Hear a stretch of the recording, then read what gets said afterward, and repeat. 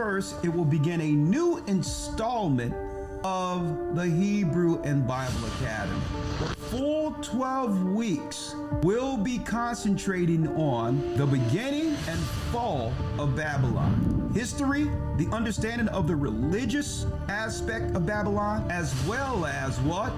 The theme from Babylon, Rome to America. In the Academy, this is what you can look forward to. New lessons, the secret war of Edom against Israelites. But one thing we've never delved into was bringing forth the history, showing all the contentions and war Edom had waged against Israelites even until our present time. The desolation of abomination, how to calculate time according to God, and I can't wait for this lesson, Armageddon. The final war in heaven. If you've never been in the Academy, you want to be in this one. June 1st, we're in open enrollment right now. Go to historytimes.org to enroll.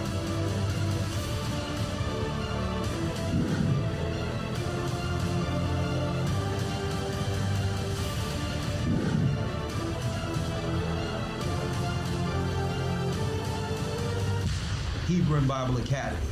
You're invited. The Bible. Is it hard to understand? When it comes to reading the Bible, the first thing that comes to mind is the fact that this is the Word of God. The seals have been broken, and the truth is here. And when we go throughout the scriptures, when we go throughout extra biblical records, we find that the language that God employed, that He used to create the heavens and the earth, was the Hebrew language. Christ said, I came for the lost sheep of the house of Israel. But yet no one, no religious leader, no religious church out there anywhere can now identify the 12 tribes of Israel. Can we? God is quite simple, but it seems as if man makes understanding Him hard. What are those mysteries? The truth of your book and the truth will make you free. The Hebrew and Bible Academy. You're invited.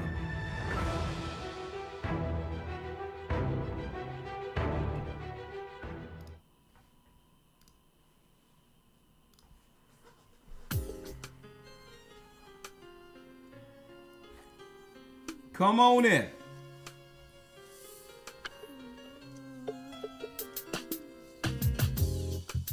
The East is where we're from. The 12 tribes of Israel. Blessings, come on in. In 721 BC, the Assyrian king, he took us down, we fell. With a great escape, we went through the Euphrates. Shalom, shalom. Blessings, my The Lord brothers. held the water still.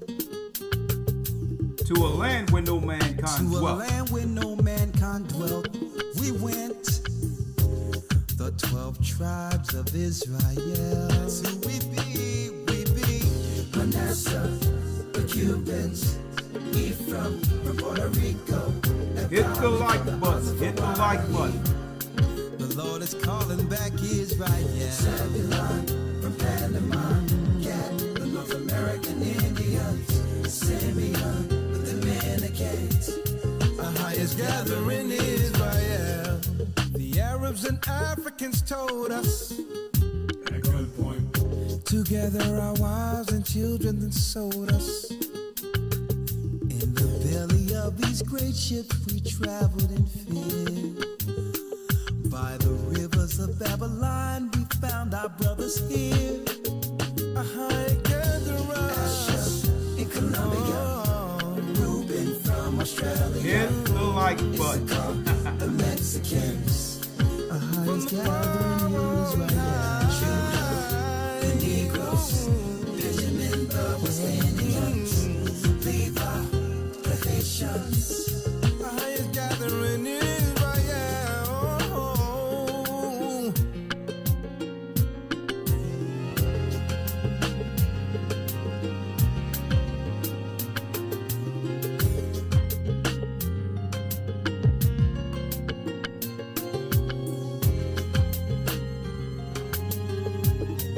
Come on, hit the like button.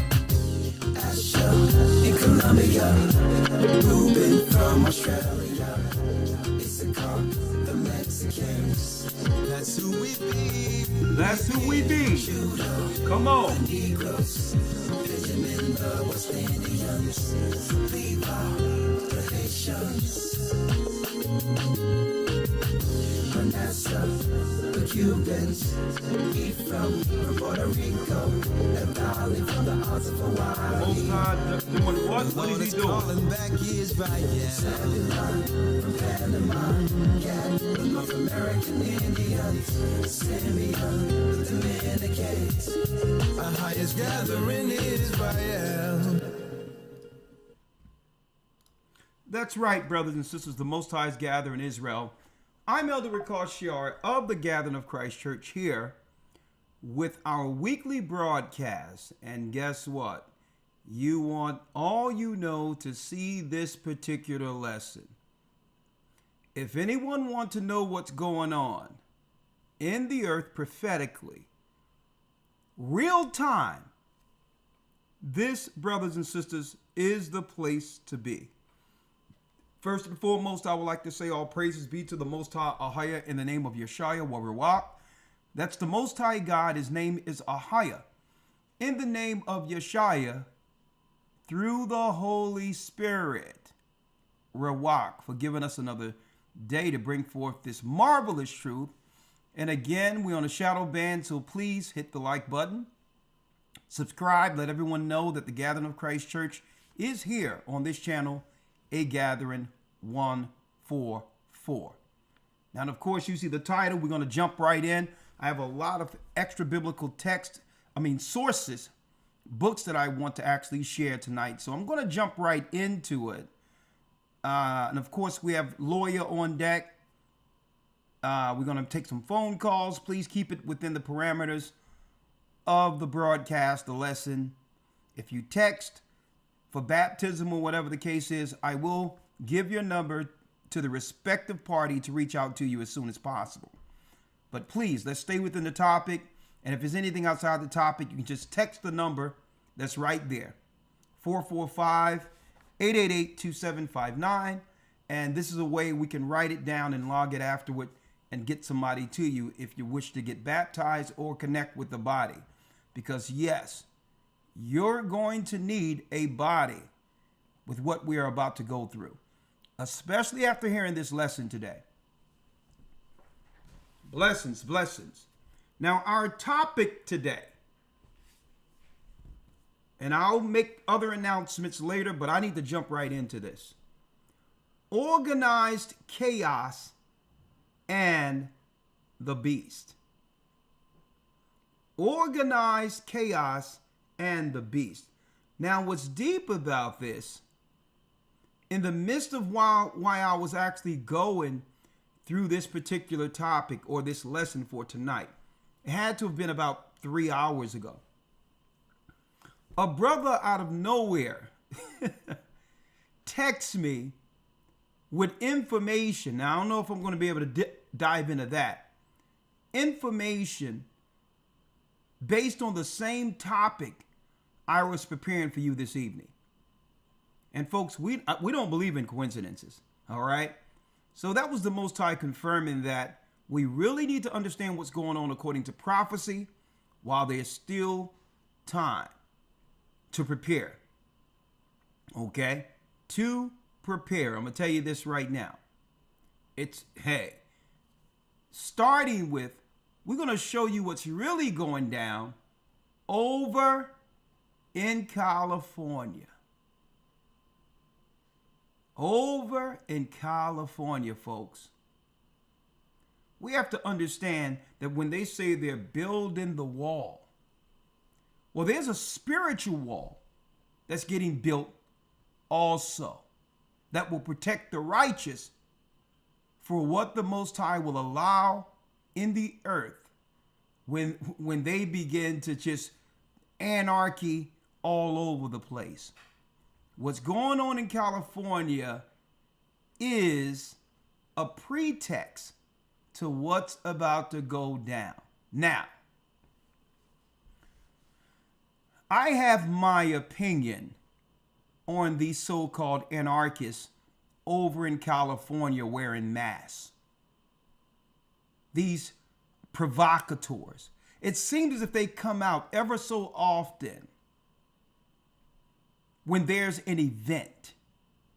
As if the same people put on masks, whether it be under a Black Lives Matter riot, no matter what the riots are, you have these malcontent organized anarchists, as if they're in place to cause more issues under the cloud of that event.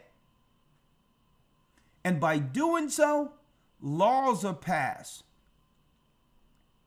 that will eventually take away more freedoms and bring the world under a prison planet. But we're going to break this down today. What's really going on in California? That and more. And it links right in to this particular lesson.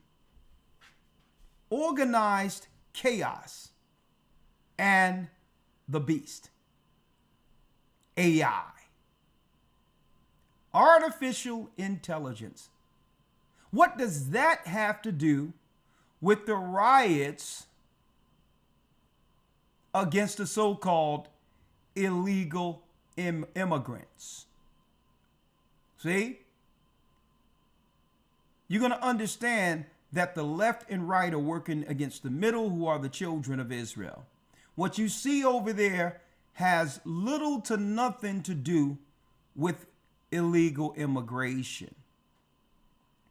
That's just the event they're using to put the beast system, according to the Bible that prophesied that, this what we're seeing here, in place. To put the beast system in place, the Satanists need what? Through deceit, they need events to put in certain laws. Because if everything was going on as normal, the politicians couldn't push certain laws, because we would normally resist laws that mean what? Our people must suffer based on the new implementations of laws. So usually, if nothing is going on, there's no reason for us to agree with certain laws to be passed that we would normally push up against. But if there's an event under the guise of peace and safety, the government protecting you, we will allow what? We'll sacrifice some of our freedoms for safety. So they let millions of people in the country, 4 years straight, just letting people in the country to pillage and destroy the treasury and everything, right? Only for the next administration to come in and say, well, hold up, we need to now round some people up and put laws in place based on what the Democrats done.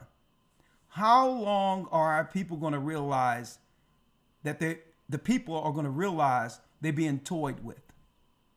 And what is the Most High doing in all this? Because what they're implementing is serious. And at the end of it will be grave. What does the Bible say about this? How does what we're talking about today link with AI? Well, come on with us on this journey today. And after this, we're going to open up the calls. We're going to talk about this, because guess what? It's on. It's on. It's popping right now. And folks, this is the best place to be right now. I'm going to tell you that right now. It's best to be under the protection of the Almighty in such a time as this. There's no better place to be. They're building a wall. It's a spiritual wall too, not just a physical wall. And Christ is building a wall. And those that are protected on Christ's side will get through the persecution. What is AI?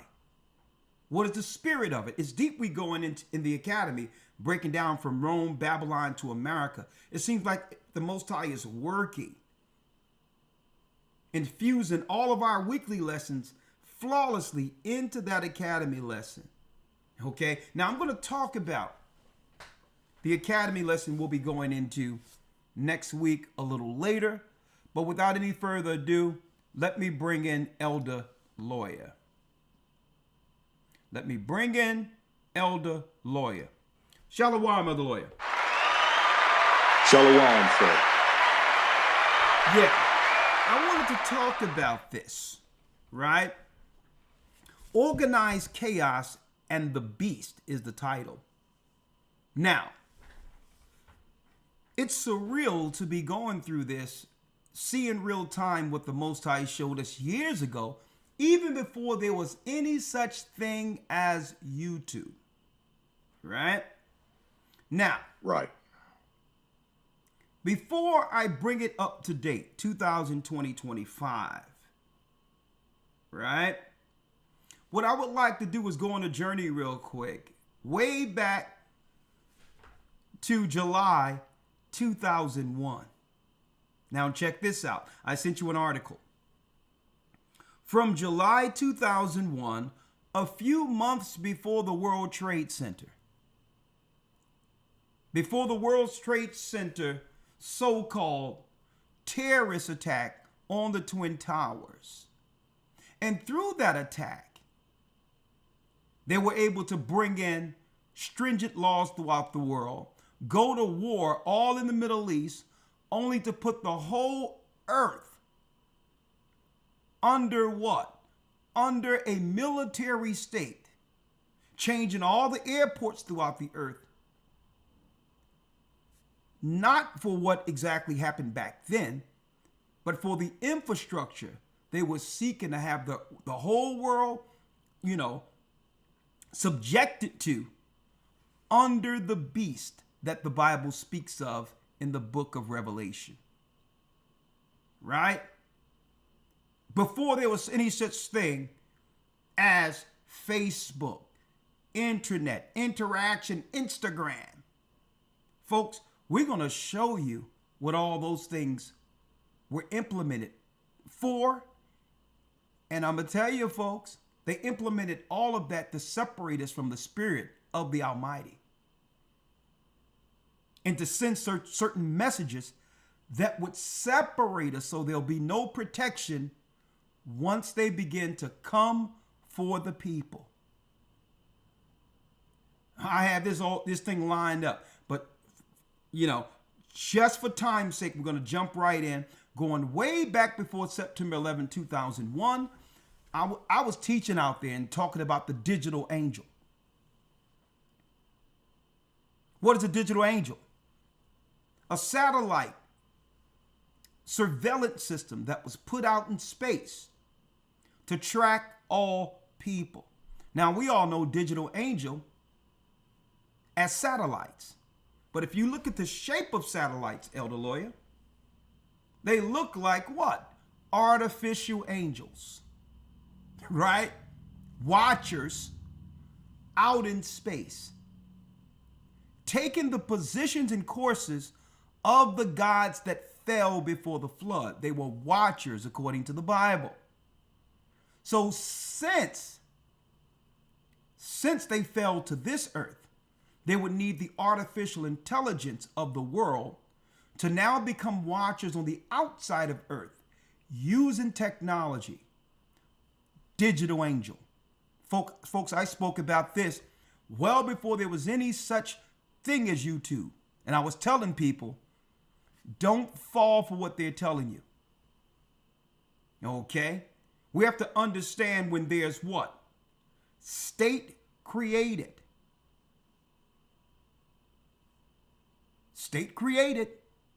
and or government created terrorism. Right? Which means you get a boogeyman. The boogeyman causes all the issues. The boogeyman was created by the same government who you're running to for safety. Now, through that, the boogeyman put what? The boogeyman places laws that will protect us from that particular event that they actually created. See? But for that protection comes what? You must give up something. So they'd be like, we can implement this, but guess what? The world you were in before is now sacrificed for you to be accepted in the world that will protect you. So from each event, we have lost freedoms after freedoms after freedoms. And one thing about government, once you lose a freedom or a right, it's never given back. For example, when the last time we heard about somebody running planes into anything? Right? It's been what, 24 years? But you're still being shook down at the airport. You still have a military front at the airport, even though nothing has happened. Right? I need y'all to think about that. That means we gave up the right to travel freely without military interaction, like it was before September 11, 9/11. September 11, 2001. And that, guess what? That's never going back. Now, why did they hire TSA and put badges on regular people? Because that gives us the optics of military. But I know eventually when it all goes down, brothers and sisters, they're going to move them regular old people out of the way and put military in those particular positions. And when that happens, it will never go back to regular people. Listen to what I'm telling you. I told people years ago, before there was a YouTube, that terrorism thing about Arabs, and I mentioned this over and over again, knowing there's new people who may view this. I said, don't go for the deceit to believe that 9/11 events had anything to do with some Arabs who came over here who had a problem with America. That the laws they were going to put in place would be in place against the awakening. Now that the Most High have begun to wake up Judah, especially, but also Benjamin and Levi and the 12 tribes in America. So they got to put Muslim extremists, and then they switched it. And this is how I knew they were coming after the Israelites who would one day understand that we are God's people. They changed the narrative all of a sudden overnight, Elder Lawyer. And this, when it rung a bell in my mind years ago, before I even knew you, when they switched the narrative from Muslim extremists, and then they begin to say religious extremist. I'm like, oh.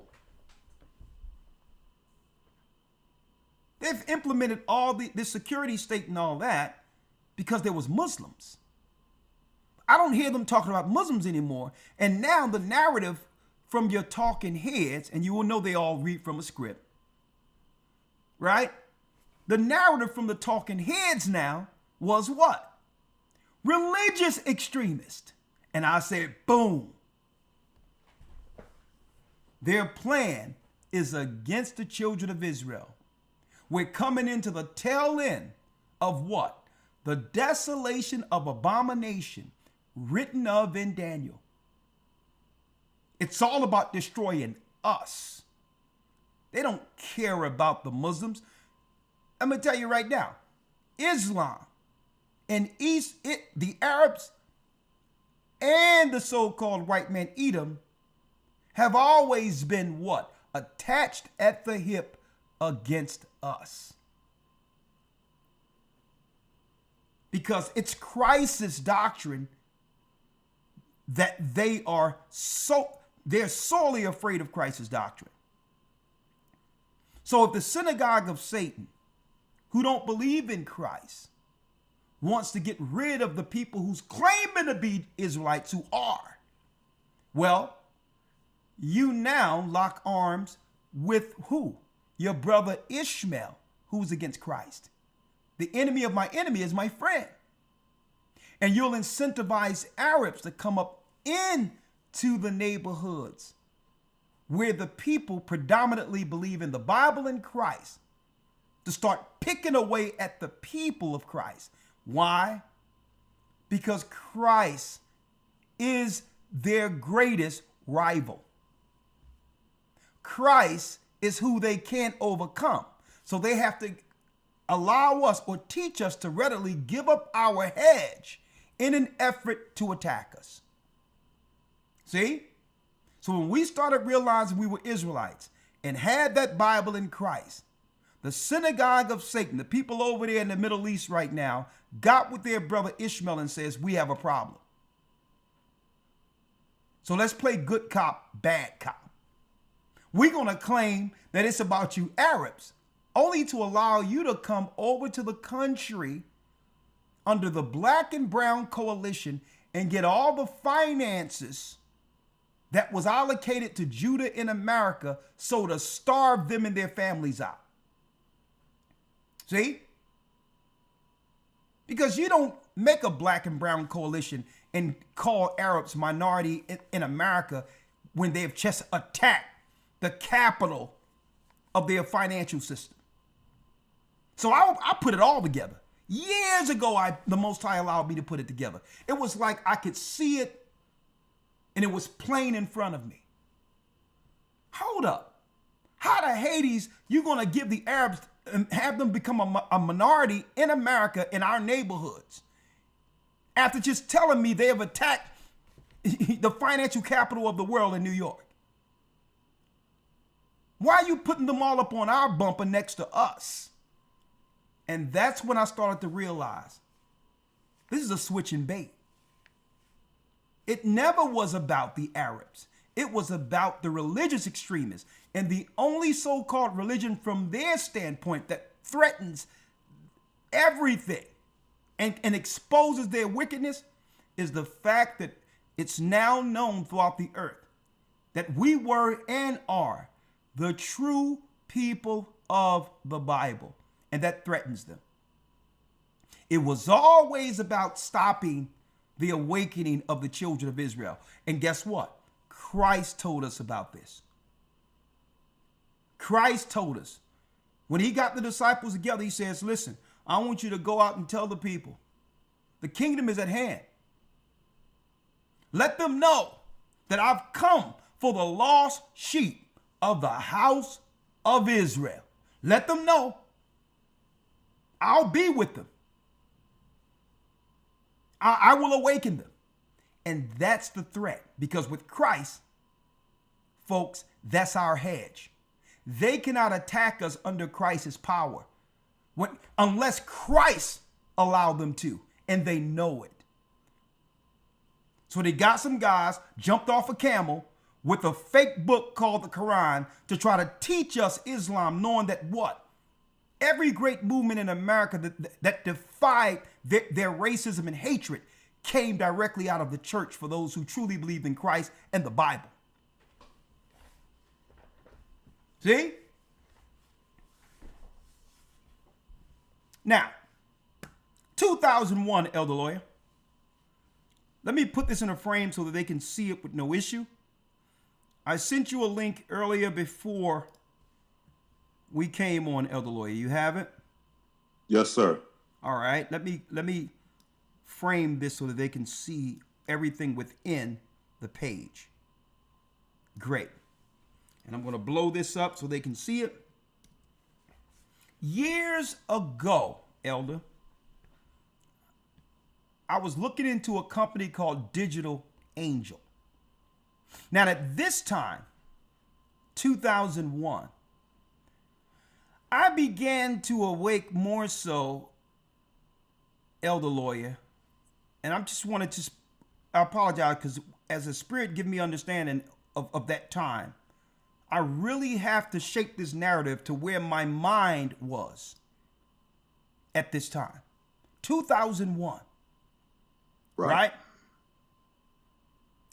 2001, and don't forget, early 1991, 92, I found out that I was an Israelite in my early 20s. I fully embraced that doctrine. I mean, I'm going to tell you, Elder Lawyer, it was like that book came alive to me. And I would hold all these pages together to the point where the Most High was programming the book in my mind, where I can just recall scriptures as a young man like it was crazy. When there was any battles going on in the street, the generals would look around and say, "Ho, where's Gocc at?" Right? Because I would pull those scriptures. Because I stayed in them day and night, day and night, day and night. I couldn't let it go, especially when you first get that knowledge, that truth, right? So I grew into a man understanding the Bible to some degree going through the 2000s. Now, folks, this is what y'all probably didn't know. In the prophecies of UPK, we were told that a race war was going to happen in 1992. Didn't happen. I didn't make no big thing about it. Okay. But it was part of the prophecies that came down from the so-called heads. But I didn't make no big thing about it. No race war, okay, who cares? So that's why we were marching around in all black and all these others. But let me tell you where I was in 2001. Elder Lawyer. That's 1 year released, 1 year past the prophecy of when all the heads, don't forget, all of them were there, Nate, Johanna, all of them. Nate and Tahar was over in New York. Johanna would come back and forth with my brother Dawada, Railbarn, and Haradapia in Philadelphia. It was 1 year past 2001. The prophecy, the big prophecy. Because we were told in 2000, when I first came in, 1991 into 92, that Christ would be back in a UFO in the chariots by the year 2000. Okay? Now, why am I putting this out there? Because I know how exciting this truth can be for those who are newly awakened. Right? So they'll hear a lot of these guys out there teaching, you hearing it for the first time like I did in 1991, and you'll believe that what they're teaching is 100% correct. Now, hold up now. Us being in the Israelites, that part is correct. The Europeans being Edomites, that part is correct. Okay?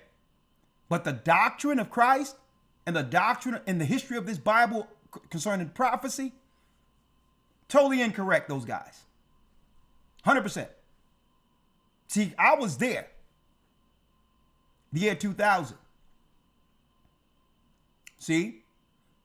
When they said before the ball goes down in New York, Christ will return. And at the same time, nuclear missiles will be shot from Russia. See? 2000. And Christ is going to beam us up through the fire and bring us over into the wilderness. Huh? Oh, people thought because the internet came with YouTube that everyone would forget the lies that were taught before 2000. Nate, Johanna, and the so-called heads, that was the doctrine. So imagine me, right, past 2000, telling everybody around me that Christ's going to be back by the year 2000. Even though I didn't care, I knew the Bible was real, regardless of their false prophecy. that didn't shake my belief in Christ. I could understand what? I could see the difference between Christ that I read in the Bible and the error of men. So it wasn't going to shake my faith because men didn't tell the truth, because the Bible teaches us about men in the book of Micah, about men who deal with their own cause for their own gain and all these others. So if anything, the Bible identified those particular men who would use the Bible for their own advantage, but still it wasn't going to shake my faith. But I'm just letting you know, folks, where we were 2001. And then what happens in September? Boom.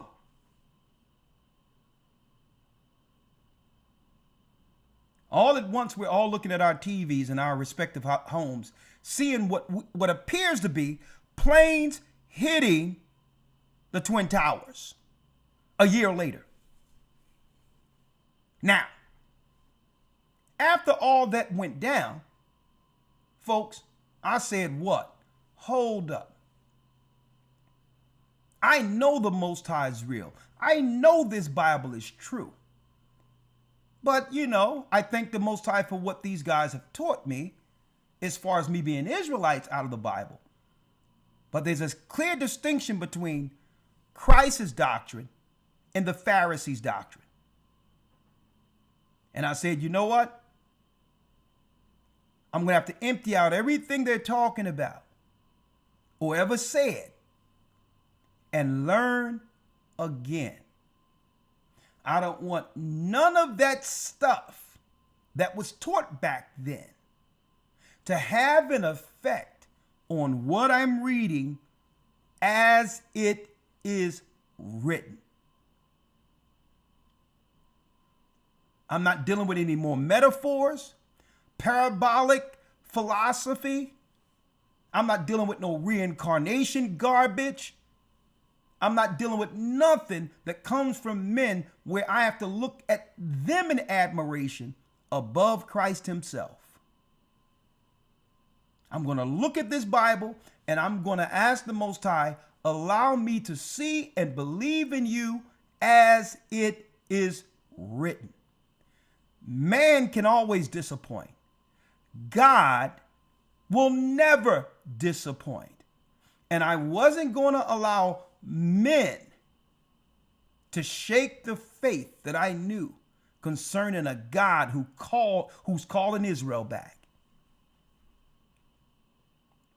And you know what I started studying? I started studying Matthew's, Mark, Luke, John, Christ's walk. I would pray. It's just study his walk. Just study his walk. Went to the Acts of the Apostles and started studying their walk. And eventually everything started opening up. That the law was our schoolmaster to bring us to Christ. There's another level here. There's another level that Christ wanted us to see. And we're not going to get caught up into believing that the doctrine of this Bible have been minimized to pointing out the white man as the devil, and that's the all to end all, that the white man bad, Israelite good. Childish doctrine. When the sweet spirit of the Almighty is manifold in wisdom. See? So I went to the book of Revelation, and it was clear as day that it was talking about the technology that would come into the earth. And I started studying digital angel. Enoch came into play. And I'm like, oh my goodness, the fallen angels. The satellites are the artificial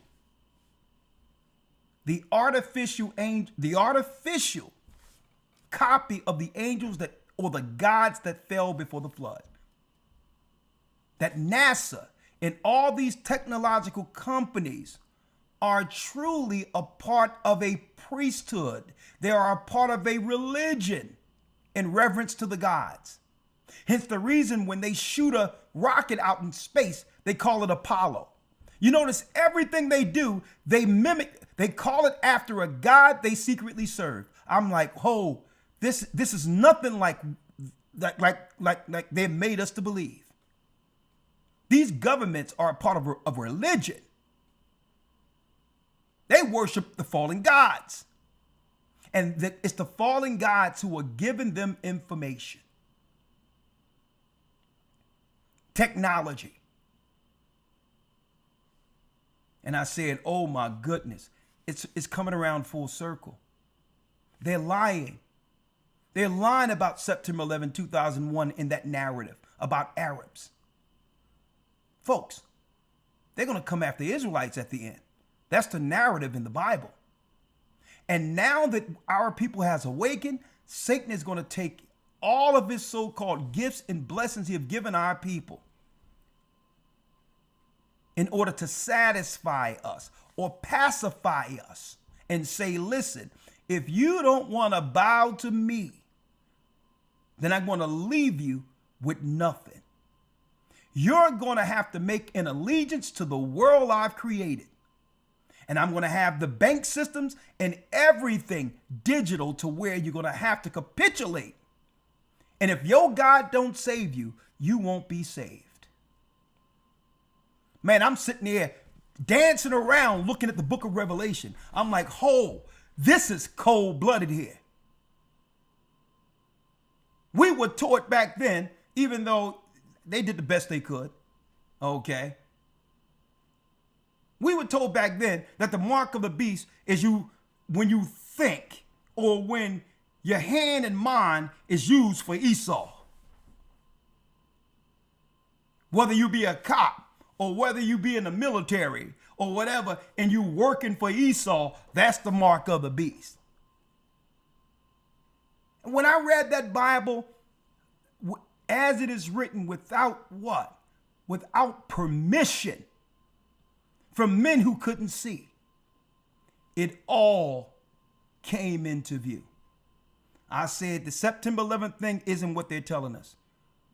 They're putting an infrastructure in place, knowing that the Hebrews are waking up. And they're going to put a system in place to track us from the sky. Digital angel, the watchers. Huh? Hit that like button. So, Elder Lawyer, I need you to read this. Because this is something. Yes, sir. This is something, Elder. I don't know. What year you were born, young man? 1989. You was born 1989. So you had to have been what? 10 or 11 around this time? Yeah, I was still in middle school. So yeah, you're talking about 10, 11, 12. Look at this, young man. I was reading this right after Christ didn't come back in 2000. And you know, a lot of them would like to hide this information from the newbies who's following them. The only thing they did was resuscitate a dead doctrine that was already destroyed at the year 2000. YouTube and the internet allow them to revive it so that they can deliver this false doctrine that was proven to be false to those later who had no idea concerning what they were teaching back then. It's to a point where, and I see it all the time, they got a straight lie about me because they know I know it all. So they just lie to you. Oh yeah, oh no, I heard recall, man. Elder Lawyer, you wouldn't make this up. Here's a new one too. Man, I heard recall, man. I heard he was on crack. They put that out there. Man, let me tell you, when you gotta make stuff up like that to deter people away who they know once respected me based on my works, when you got to put out stuff like that, you've already lost. Oh yeah, I know. And the young boys looking at him like, yeah, oh yeah, man, recall, man, we dragged him out of a crack house. Wow. But you know what? I understand why they would do it. I don't agree with it. You can't tell them the truth. And you don't want them asking questions. All right? Right? And guess what? Just say hypothetically, even though none of that never happened. Just say everything they're lying about me is true.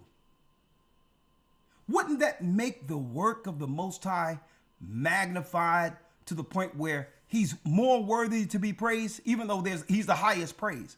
Wouldn't that make the God we serve a greater God if he can pull me from that to allow a work, that's now spread throughout the earth and have saved so many people? Wouldn't we even give greater glory and praise to the Almighty if that was so? Mm-hmm. Right? I mean, then I would have another testimony for brothers who were struggling with that. And say, right. I would use that as a testimony. But they have to lie. Right? I was reading stuff like this, breaking down in Revelation. 2001, let's read it. Yes, sir. A NASDAQ. Digital angel implant technology designed to thwart the evil spirits. Come on. A NASDAQ-listed company which claims its microchip can help find children who have been kidnapped has been attacked as being an agent of evil. A prominent U.S. religious group has said the new technology is a prophecy of the coming of the devil, calling it the mark of the beast. Known as a digital angel, the microchip works in conjunction with GPS, military satellites positioned around the globe, and testing begins next month in Palm Beach, Florida. They was just testing the RFID chip, the digital angel, back then. See, they were just testing it, and they were trying to sell it to the people claiming what? Hey, it'll help you find your kids, when these are the same pedos that are behind kidnapping kids. Look what we seeing now about the Epstein files. You think they care about the Epstein files they're hiding? You think they care about children? They could possibly be the reason your children are missing. Right? Come on. If successful, its maker, Applied Digital Solutions, will start implanting them inside humans between the muscle and the skin on the forearm next year. Each early shipment start in October for a $300 watch with the chip inside and comes with a thing like a beeper which clips on your belt and holds the technology linked to the GPS. The angel pinpoints your whereabouts so that you could even be found in a cave in South America. Bioprobes on the back of the watch also relay medical information over the internet so specialists can monitor your physical and mental health. There go your health care. They were talking about that back then. And this was before Obama, folks, who came up with Obamacare, which only did what? Allow all of your health history to be placed in one database. So his administration dealt with the database scenario of what? Of the mark of the beast system. Let me tell you, poor people never had to worry about health care, because health care is what they use to do their eugenics against us. So we wasn't worried about that. We never had to worry about a health bill.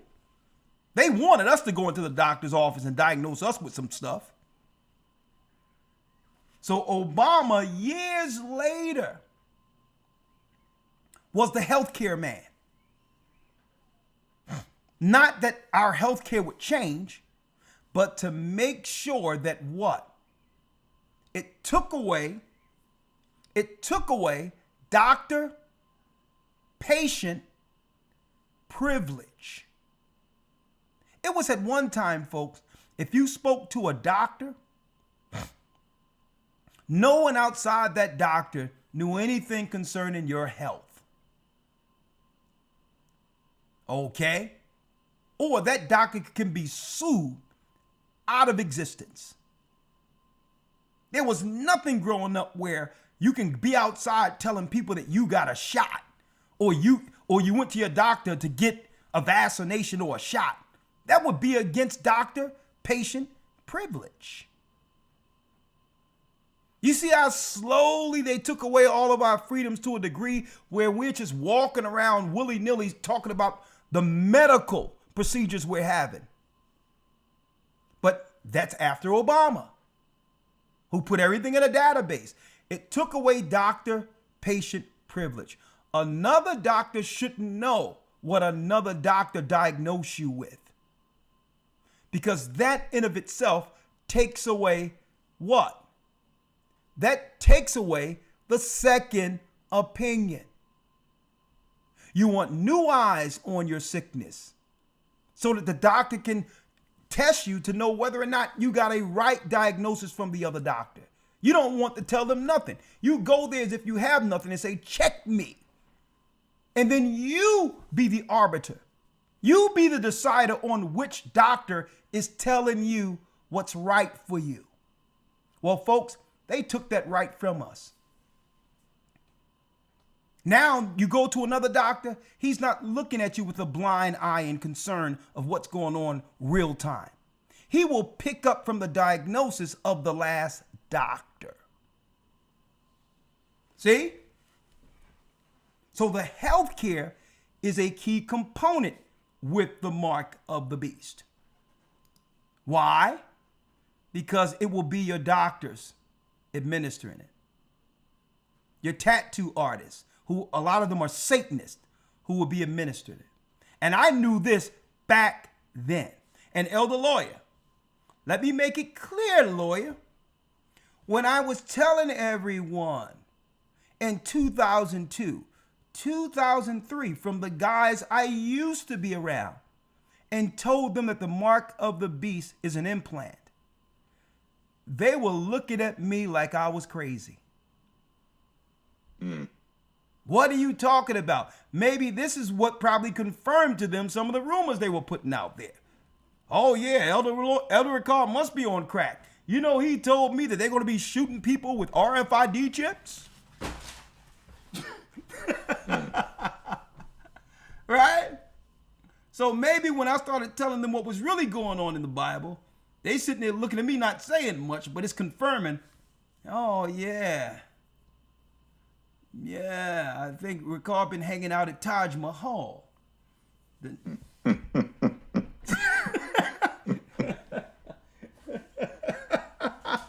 Right? Right. So here it is. Ricard must, Taj Mahal, New Jack City, ain't it? Right? So anyway, was that New Jack City or was that the one with Samuel Jackson? I forget which one it was, but anyway. No, that's New Jack City. New Jack City? Okay. Yes, sir. So maybe when I started telling them about the RFID chip, that was confirming some of the rumors. So I can't hold that against them fully, because I was coming from left field with some technology none of them knew about, right? But I knew it was real, right? So, you know, I don't mind laughing with them, right? So let's go. But this is what I was going into, right?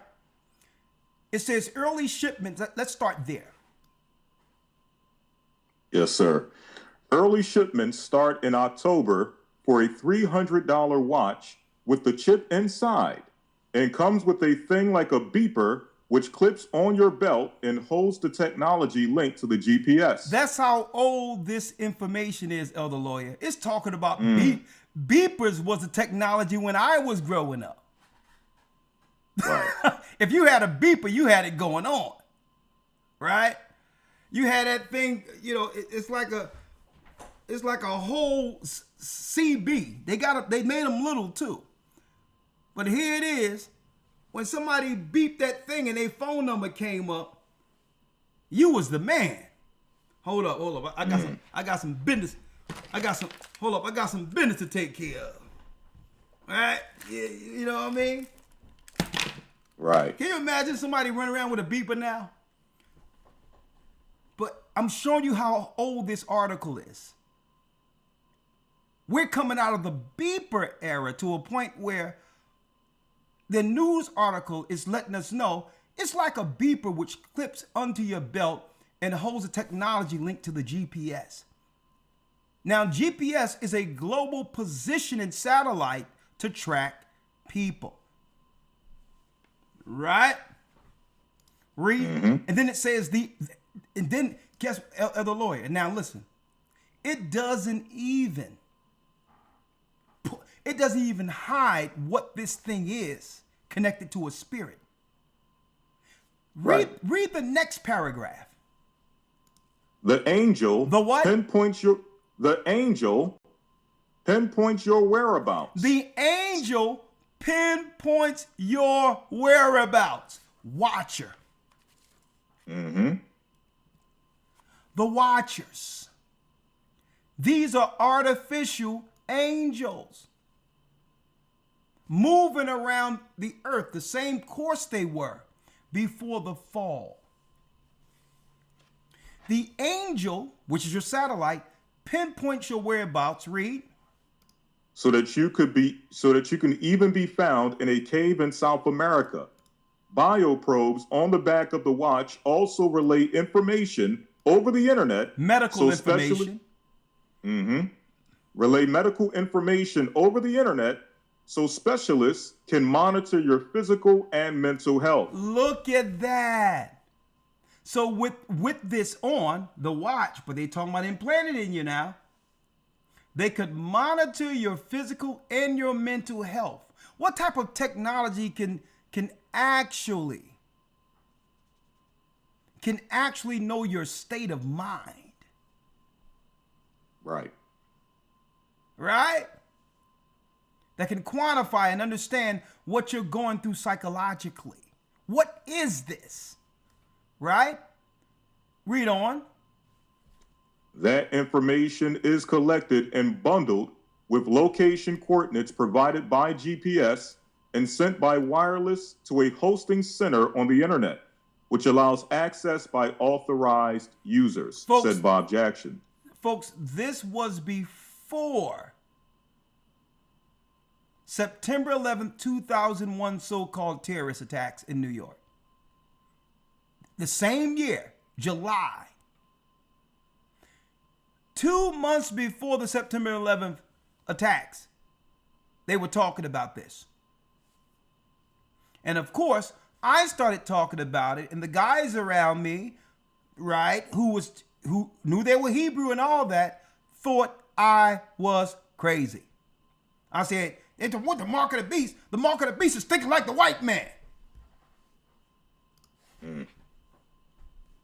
That means your hand, this is that jailhouse philosophy. That means your hand and your mind is backing the white man against his people. That's the mark of the, folks. You can laugh, but that's what they were teaching.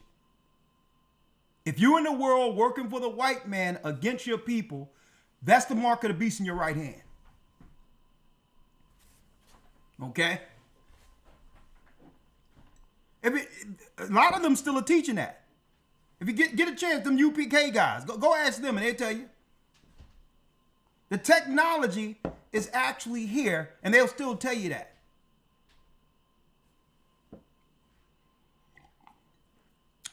Boy, the Lord saved me out of that mess. Right? Let's go. Yes, sir. In kidnappings for ransom, the child is sometimes not returned alive. With Digital Angel, we can tell if the child is still alive while the parents are organizing the ransom, said Jackson. Man, they done figured this all the way out. This sounds like a Taken movie. Right? At least with Digital Angel, if you shoot your child like a pet with an RFID chip, we can monitor your child and let you know whether your child is alive if it's kidnapped. Instilling fear in the people to get the RFID chip in people. And this was back then. Right? Read on. In certain requests, people said they wanted this implanted, and others said it's not a good idea, he added. As the company registers orders for the watches in October, they played down the human implant development after the American Family Association, a right-wing religious group, said the invention is the biblical mark of the beast. A quote taken from the book of Revelation, where no man can buy or sell without the mark on their forehead or arm. So you had right-wing Christians in the United States saying this eerily sounds like the prophecy that was given to John on the Isle of Patmos in the book of Revelation. See? Where no man can buy or sell unless they have the mark of the beast. Now, that was unheard of back then when I first started looking into this, because the only thing we had was what? We had cash money. Credit cards was seldom used. It was cash and carry. But now, look at us now. We can go, if we wanted to, a month or more without spending an actual dollar bill. Without spending an actual, not one paper money. We can do all types of transactions right now without even touching paper money. Right? So understand that right-wing pastors, they all got together in American Family Association. Now you see why they had to destroy family? And now make you think family is anybody, even it perverts around children, as family. You see why they had to take away family? Because it was families that was standing in the way of a lot of these bills from government that would lead to them implementing the mark of the beast. You had believing people in political positions opposing the Satanists who were the what? Minority at a time.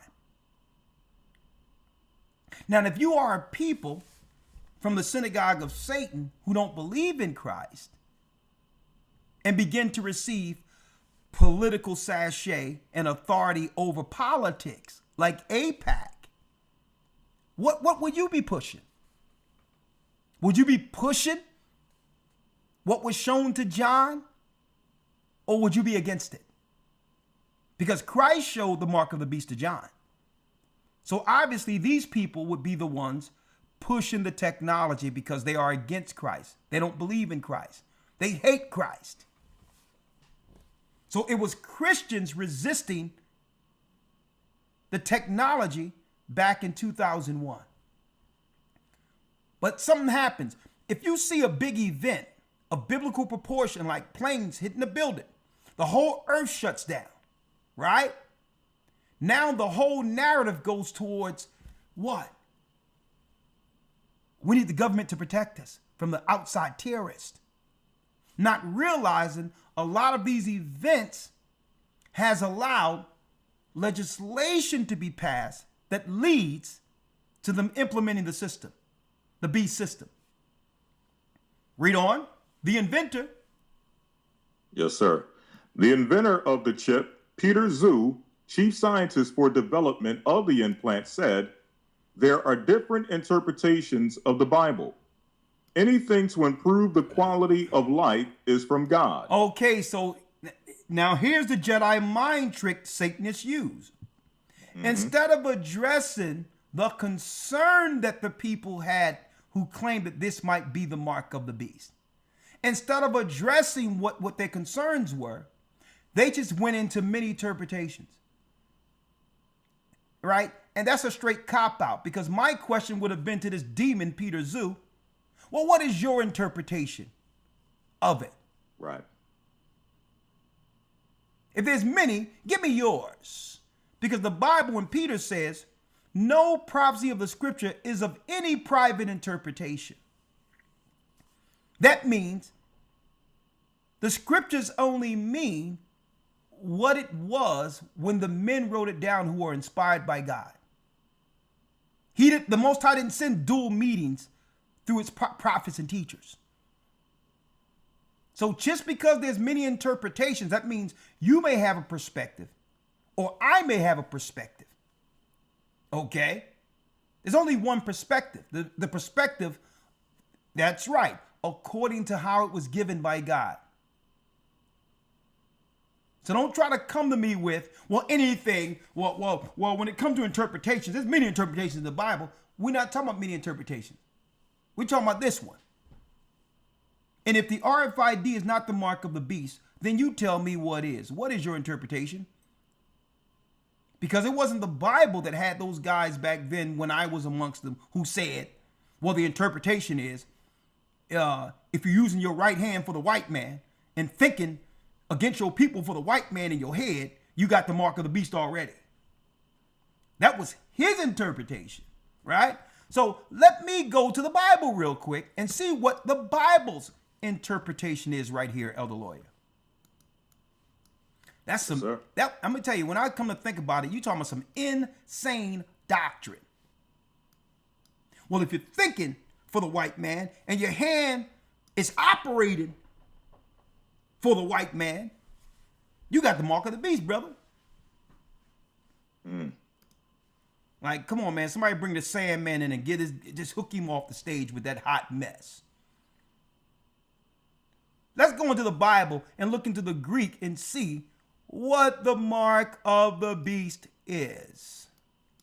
When you go into Revelation 13, and let's go straight to it, and we're going to jump back to it in a minute. Yes, sir.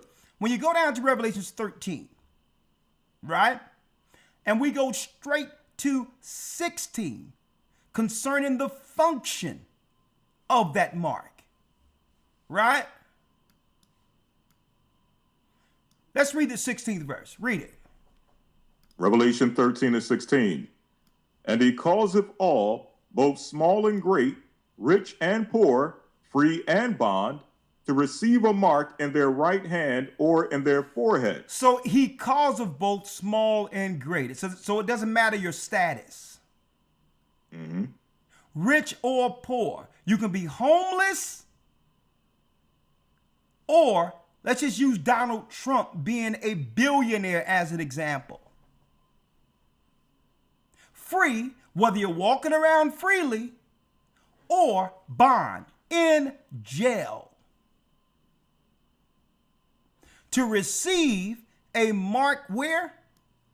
In their right hand or in their forehead. So let's break it down. Let's edify. So let's go back to 13. And when you see here, it says what? Right here.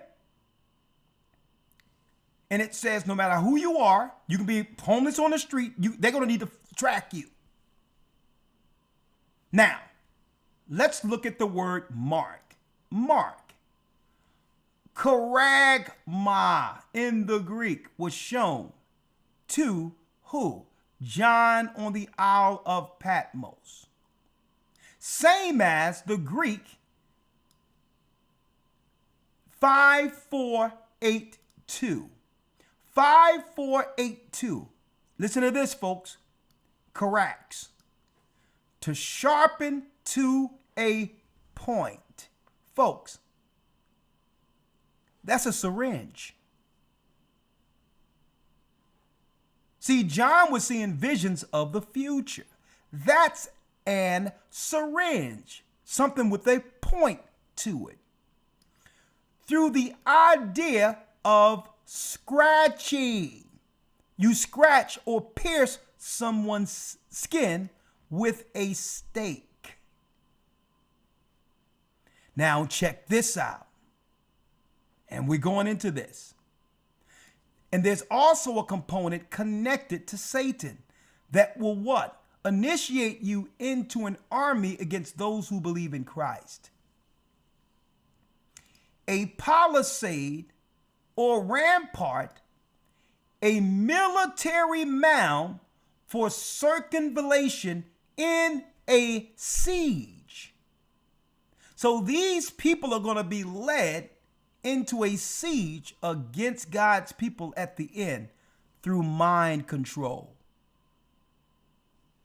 That's why they want your health, your physical health, and your mental health connected to the beast. See? And there was a test run only a few years ago for what they're going to do in the future. Stick with me now. A mark. What is a mark? Charagma, a scratch. An etching, that is a stamp as a badge of servitude. See? Now, look at this. So you'll have that. This is what John seen. And this is, let me know, it can't be how you're thinking and what you're doing with your hand. Well, I'm going to tell you right now, if you swear an oath to the military and go out and fight for the white man, you got the mark in your right hand and your head is twisted. Man, I don't know what these guys were thinking about. It was in the Greek. So you can't have another interpretation outside of something etching or scratching the skin, like we've just read in that article.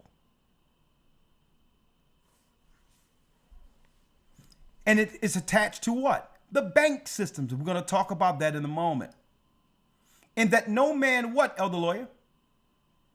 And that no man might buy or sell, save he that had the mark, or the name of the beast, or the number of his name. And the test run happened not too long ago, when they was having everyone stand what? 6 feet apart. The number of his name. Let's read the 18th verse, Elder. Here is wisdom. Let him that hath understanding count the number of the beast, for it is the number of a man, and his number is 666. So the test run was during COVID, when you were standing at the market in any place 6 feet apart in a line. In every store, they had a tape showing the 6 feet distance.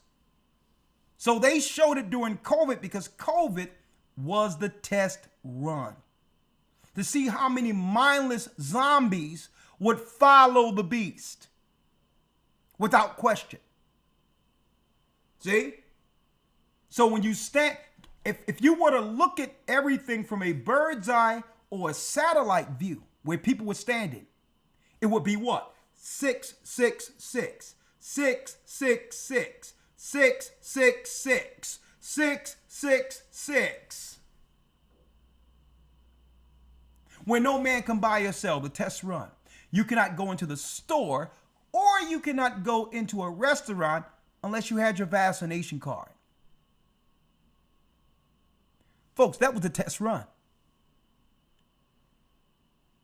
How do you know that it's talking about currency? No man can buy or sell. Well, it would be impossible for them to do this if you got your money and you're bartering with other people. But if something happens where the economy crash and your money is worth nothing unless you come in to the bank to get credits to be utilized and spend that way, when now the bank controls everything. Your money's not worth anything unless you cash it in for credits that can now be utilized in stores. And they will decide how it's going to be. You're going to think that, okay, why don't you put it on my card? I'm like, no. Your cards are obsolete. People can steal that. They're going to already tell you. We've already transferred all of your money into your chip. Your cards are canceled. And don't think they can't do that. How many times you swipe a card wrong or you put in your wrong PIN and you go to use it and it doesn't work? So now you got to call the bank or they'll text your phone to confirm that that was you who was using the card. And guess what? You can't even take out your own money until you check with them to release your card. Huh? And they did the test system initially with the poor through the EBT, SNAP, welfare and food stamp system. That's where the beta test was when we were coming up. Because they used to give our mothers and our families cash money and a food stamp booklet. I don't know if I'm showing my age right now. But then they switched it to where they were putting your food and your cash on one card. Well, the next stage, now that they're taking away jobs, is they're going to say you must go to your doctor's office or go to a place, your DMV, in order to get access to your money. So they're not going to take your money. They're not going to take it. Your money's still going to be there. But you're going to have to get the mark of the beast to get access to it.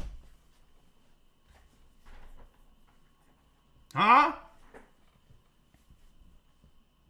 Let's read that again, Elder. Read that last piece. 16. Yes, sir. Revelation 13:16. And he causeth all, both small and great, rich and poor, free and bond, to receive a mark in their right hand or in their foreheads. That what?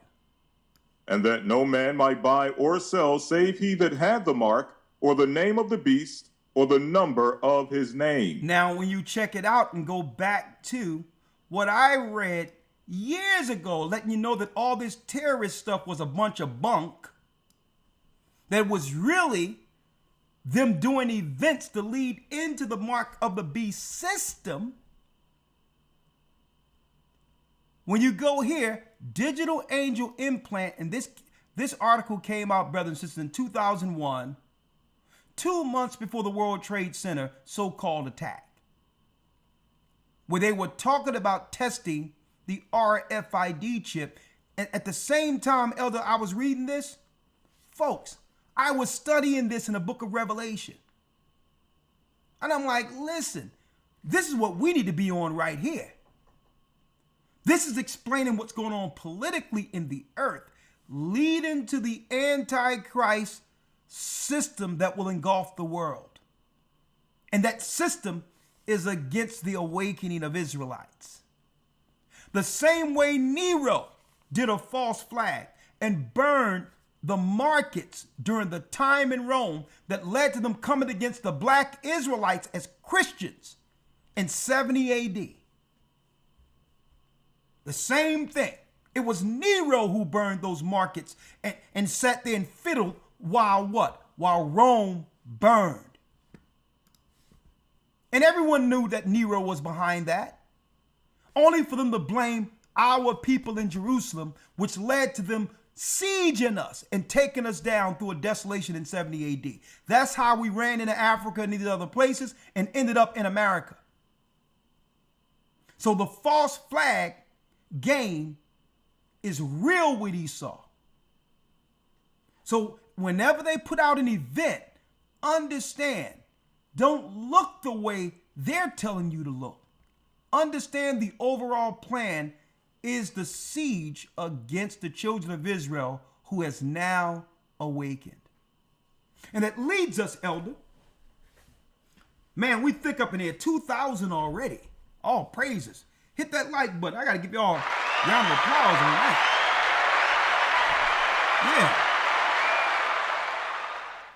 Yeah. Bless you, brothers and sisters.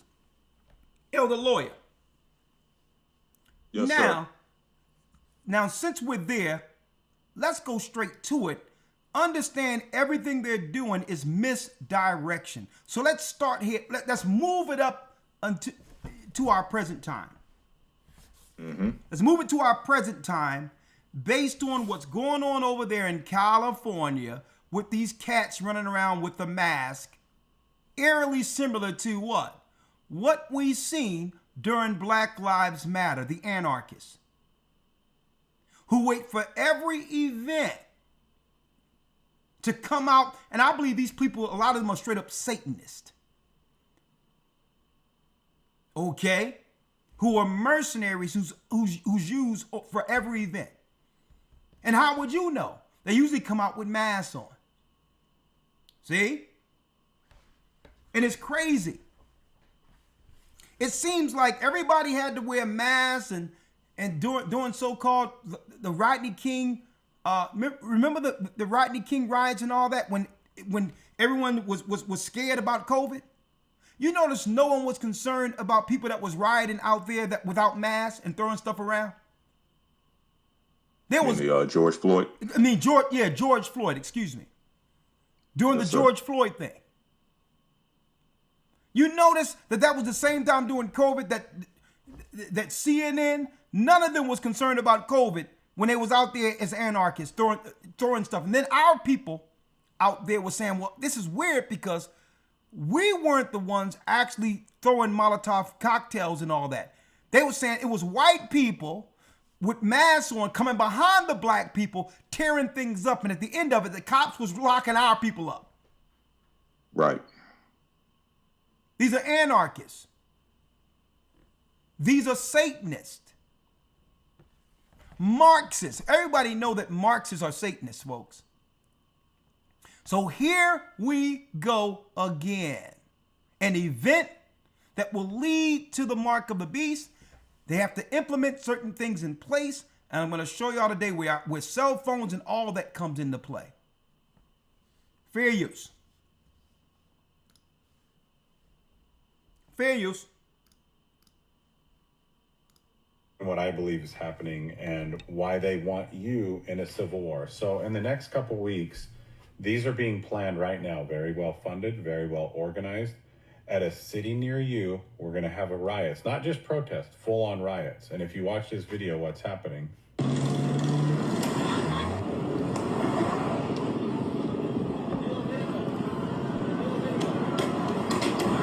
Why aren't the police doing anything? Why aren't they stopping and arresting these people? Well, most of these agencies where these riots are happening are liberal-led agencies. They are, in my belief, telling them to stand down. Why? Why are they dropping off bricks? Everywhere across America, they're dropping off these pallets of bricks. Why? Same thing they did during the Black Lives Matter thing on the George Floyd. Why are they dropping off bricks? Who's dropping off bricks?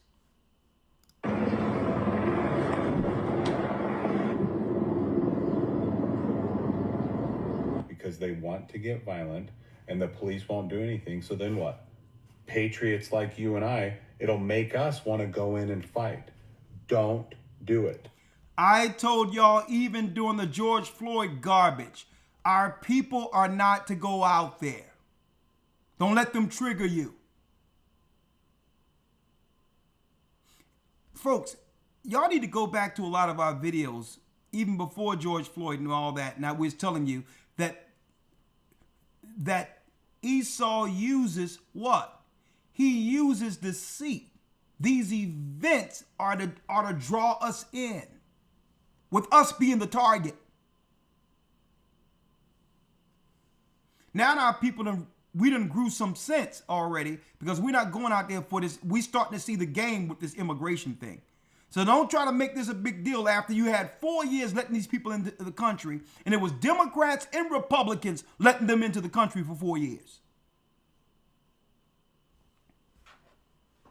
So don't try to come as if, oh my God, we do something about these immigrants. No. Under the cloud of immigration and illegals, you need to look at the laws they are about to put in place leading to the mark of the beast.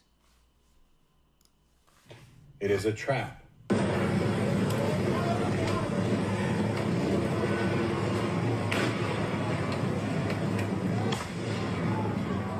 Fair use.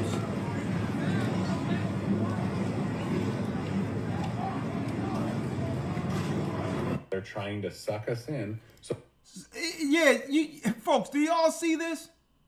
Do y'all see the cars on fire with cameras on tripods, strategically taping stock footage that for the Associated Press and others? Who's going to have a tripod, Elder Lawyer, in the midst of cars blowing up, strategically next to a car?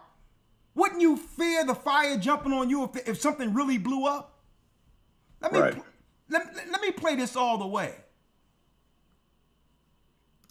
happening and why they want you in a civil war. So in the next couple weeks, these are being planned right now, very well funded, very well organized. At a city near you, we're going to have a riot. It's not just protest, full-on riots. And if you watch this video, what's happening?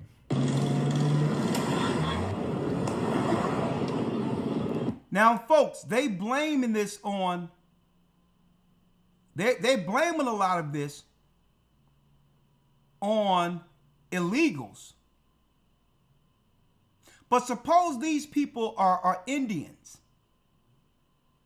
Suppose they're from India and other places and have been paid to be anarchists to pose as immigrants that are causing violence in the areas. And I'm going to tell you, they did the same thing in Tiananmen Square over in Egypt. I remember back then. I was teaching all in that region over there. And I'm talking about, I was in England when that went down in Tiananmen Square. And guess what? There was people over in Egypt saying, and you know the people are poor in Egypt. They was paying Egyptians 50 Egyptian pounds to get on buses to go to Tiananmen Square to make people believe that there was some type of civil war going on. They were paying people to get on a bus and go to Tiananmen Square. But I'm gonna tell you, but they were showing us over in America as if there was some civil war breaking out when a lot of that was orchestrated over there.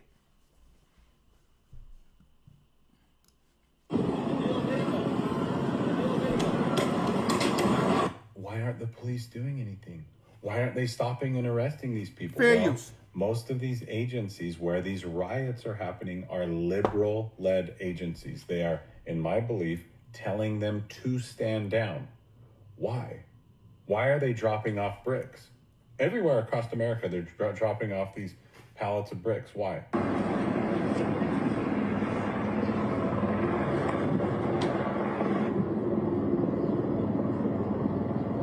Because they want to get violent and the police won't do anything. So then what? Patriots like you and I, it'll make us want to go in and fight. Don't do it. It is a trap.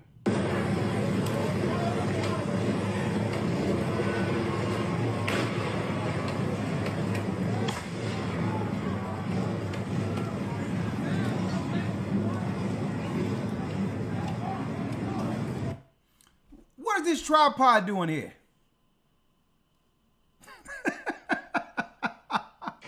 All right, so let me explain what I believe is happening. Right, and hold on.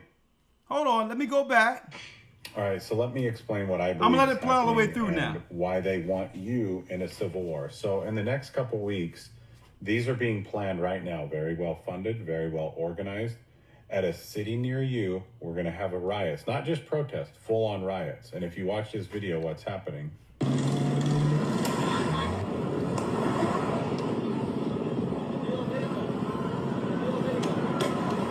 So they paying. Why aren't the police doing anything? So they paying these Babylonians. These are probably East Indians. Got them out of those mud huts over there and gave them a few dollars to throw bricks in America. Why aren't they stopping and arresting these people? Well, most of these agencies where these riots are happening are liberal-led agencies. They are, in my belief, telling them to stand down. Why? Why are they dropping off bricks? And somebody say there's a few Judah out there also. You'll find a few simple-mindedness out there, but Who knows? These could be children that were raised, that were adopted, folks, by these crazed liberals from Africa. They were going to Africa. And remember, there was a whole epidemic of these crazed white satanic liberals going into Africa adopting children. Well, this can be a lot of their children out there with this mess. They done freaked out. So just because you see black people, don't think it's us. They got a lot of these orphans that they have messed up and made them into mercenaries to push their political agendas. And by doing so, if you see black people doing it, automatically they'll blame what's going on our people. Everywhere across America, they're dropping off these pallets of bricks. Why?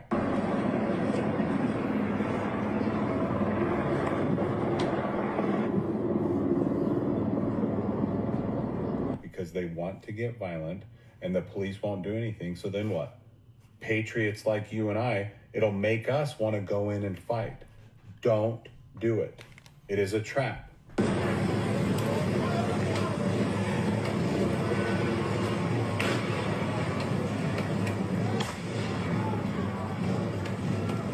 Yeah, they can get their stock footage out of this one. Now, if you're overseas, you'll think that America's on fire if you see this from overseas. Go, and then we're going marching right into their trap for the civil war that they want. So what's the answer as hell breaks loose and violence ensues throughout these cities? Are we going to go save their cities? They're already gone. So get a food storage, get right with God, get out of major cities when it starts getting bad. Do not fight with these people. That's exactly what they want. It's a trap. It's a trap. It's a trap. I promise you. He's right on. Going to the next one, Elder. Listen to this. Out of nowhere now, let me show you.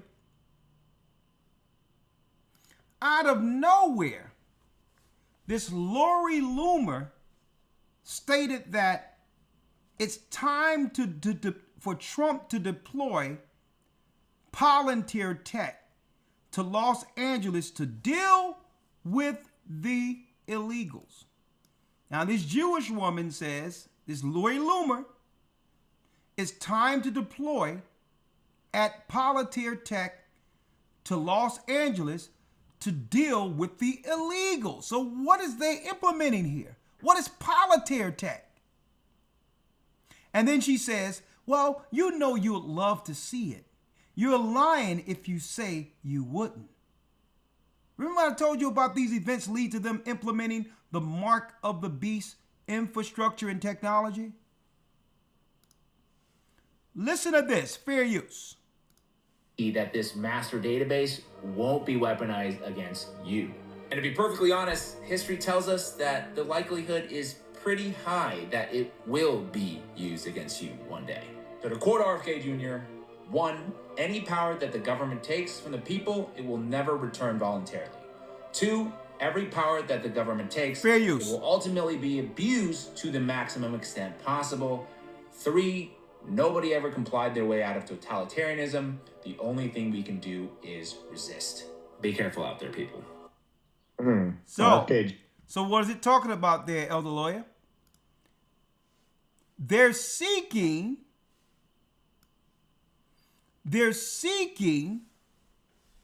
to release Palantir technology as a tool to combat some of the illegals who are now causing violence in California. A new surveillance system. Don't forget, I reported a month and a half ago when Trump was overseas making a deal where there's billions of dollars that are being thrust into our economy for AI in the United States. But they need an event as a reason that they can vote into this stuff. They need an event to justify voting AI in. Now, what is this? Let's talk about it for a second. Folks, and this was from May 30th right here. Let me read it. Trump taps Palantir to create master database on every American. Now, hold up. I thought Palantir, according to Loomer, was to be released because of the illegals. Time to deploy Palantir tech. Folks, a lot of what I'm bringing, you're not going to find out there anywhere, bringing it all together prophetically. So you better get your ears on this, because I'm going to tell you, we're going to tell you before it's over where this is going and how this will affect us all. Okay? So she just say out of nowhere, time to deploy Palantir tech to Los Angeles to deal with the illegals. But hold up. Illegals, not too long ago, even before the riots, this was in the news, the New Republic. Trump taps Palantir to create master database on every American. You see the bait and switch? The event, the Hegelian dialectic. Problem. You got your problem. And then from the problem, it's what? You go to them for the solution. Problem, the people react. Oh my goodness, what are we going to do about these illegals? Solution. The Hegelian dialectic. Problem, the people react, and the government comes with a built-in solution, like it was. Oh my God, Wuhan, China, people are dying on the street. Oh my God, whipping everybody up in a tizzy. And then we like, oh my God, that's the reaction. I heard people dying all over the place. Lord, shut the door. Go in the house, shut the door. Hey, don't let Carol in my house. I heard she sneezing. Y'all got 1 hour to get in my house being around these people, or y'all gonna stay out all night. Y'all not gonna bring Wuhan up in here. People out of their minds reacting to what talking heads are saying on TV.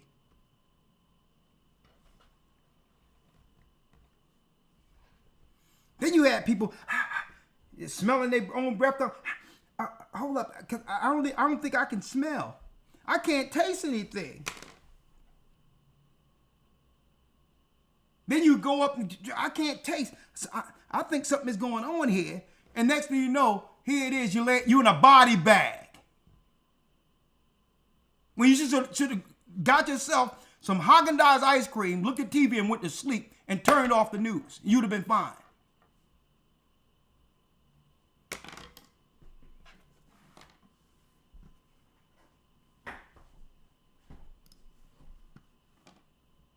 Same thing. They got our people just on a string. Folks, they can't implement the next stage unless there's a reaction, a mass reaction by the population. What they'll do, they'll let it dud out and wait for the next event where the people will react. How do you know? Folks, let me tell y'all, folks, I've been in this thing for a long time. And I remember certain things.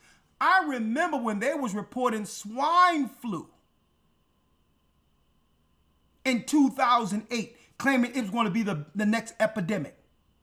It was on all the TV. But you know why they couldn't pull off what they pulled off with COVID? Because they didn't get the reaction from the people that would lead for the solution. So they'll throw it out there to see if it take. And only if the people react can they bring the solution. They try to do it with the swine flu, but nobody cared about that. Okay? We went to the doctor's office. They're like, hey, I heard that swine flu. Hey, listen, save that for your mama. If you want to get that, you go ahead and get that, okay? Get out my face with that. Okay? A matter of fact, I'm an Israelite. And it's against the law for me to deal with swine. And if I'm not going to eat it, you're definitely not going to inject it in me. Okay? It's against God's law. Okay? So I remember that, folks. There was swine flu hysteria. But the people didn't react, so they couldn't come with it. So they need the reaction of the people to go forth with it. Right? And I've seen people, that's how you know there's a mental illness that goes with this I would say this hysteria of fear. That's how you know it's a mental illness. I've seen people in the car with all of their windows rolled up by themselves with a pair of sunglasses and a mask on. So who are they afraid of catching something from in the car with themselves? That's the mental illness piece of this. I'm telling y'all, the stupor. But anyway, I digress. Trump taps Palantir to create master database on every American. The Trump administration, a matter of fact, Elder Lawyer, so I can save my voice a little bit. Yes, sir. You mind if I send this to you real quick and you can just pick it up? Sure. Okay, I just sent it to your messages. All right, I have it here. Okay, the Trump administration, right under Palantir. Yes, sir. The Trump administration is collecting data on all Americans, and they are enlisting the data analysis company Palantir to do it. The New York Times reports that President Trump has enlisted the firm, founded by far-right billionaire Peter Thiel, to carry out his March executive order instructing government agencies to share data with each other. The order has increased fears that the government is putting together a database to wield surveillance powers over the American public. Now, this sounds eerily similar to what they implemented through the Patriot Act, claiming that they had to do what? That they had to fuse all government agencies because there was a disconnect during the attacks of September 9/11. Because of disconnects between agencies, the terrorists were able to actually go along with the plan. But if all the government agencies worked flawlessly together, local, state, and federal, that they could have thwarted that off. That's what they was claiming. And now this is the Patriot Act on steroids. It's telling you here that they're going to have this new technology, folks. I'm going to show you what this is in a moment. Palantir.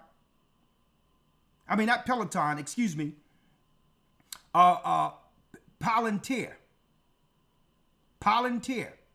The government is putting together a database to wield surveillance powers over the American public. Or surveillance leading back to Digital Angel, the Watchers. Come on. Since then, the administration has been very quiet about these efforts, increasing suspicion. Meanwhile, Palantir has taken more than $113 million in government spending since Trump took office, from both existing contracts and new ones with the Department of Defense and Homeland Security. That number is expected to grow, especially given that the firm just won a new $795 million contract with the DOD, or Department of Defense, last week. So that kills the idea that Trump is in position to save when it comes to the spending, the necessary spending in government. Right. Right? Remember Doge is about America first, and Doge is because the Democrats was dealing with wasteless spending. Well, what is this? This have nothing to do with illegals right here, folks. There's a next stage in implementing the Mark of the Beast system with AI at the heart of it. And folks, why are they going to have to implement this? Keep in mind, folks, when the people realize there is no jobs and no new jobs are going to open up, when they start to realize that we've been sold down the river, there will be total mutiny and chaos in the streets. They've already began to do what? Make food deserts in all the areas our people live. Walmart in certain areas, massively shutting down. Certain supermarkets shutting down. And y'all don't even see this. This is what happened in 70 AD when they put a trench around our cities and made it where what? In Masada, made it where we could not go down to get any food, and they made a trench where we couldn't draw any water. And if we try to go down to get any substance for our family, the Roman military was picking us off, our men, women, and children, during the time of 70 AD. So they pulling out all the stores claiming, well, there's thievery going on. Of course there's thievery going on. When you got nut job liberals making laws and telling people that you can go steal something up to $900 and don't have to worry about, being prosecuted for it. Can you imagine telling a poor person who's suffering in the ghetto that they can go somewhere and take something for $900 and don't have to worry about going to jail? It was the nut job liberals who put that in our heads. And then once we started taking, they were urging us to go do it. Then we go do it to feed our families. Now they come around and say, you know what? Because we can't sustain these stores, we're shutting them down. Because too many people steal it. You got to watch how they be working. Just because they putting the bait out there doesn't mean we have to take it. I told people about those PPP loans, that it was a trap when it was happening. Folks, you know how many people was calling me talking about, hey man, money's just raining over here. Man, you get your PPP? I got a cat around the corner that's hooking everybody up. I'm like, listen, get off my phone. Okay, I don't care about the cat you talking about. Elder lawyer, these cats are getting PPP loans and knowing that these cats were on Social Security. You're getting a Social Security check under $1,000 a month, talking about you got a business for a PPP loan. I'm like, man, if you don't get off my phone, talking about Rick, right? Talking about June, man. It's just raining right now, man. It's killing right now. They just giving it away. We don't got to worry about it. I'm like, listen, nothing in this world that Esau give you is for free. They're going to circle back. They're going to circle back around and require something of you. You better not do that. And I was telling people, now they're circling back around now. And I told them, you can't be doing this stuff. Esau set traps for you. The cunning hunter.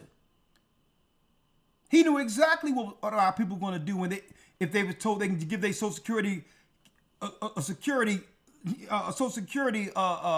your Social Security number to a cat that was just peddling fake gold around the corner yesterday.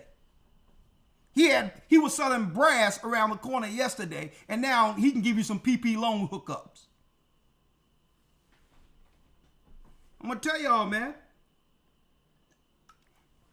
And now they're circling back around, locking people up. Federal cases on people now.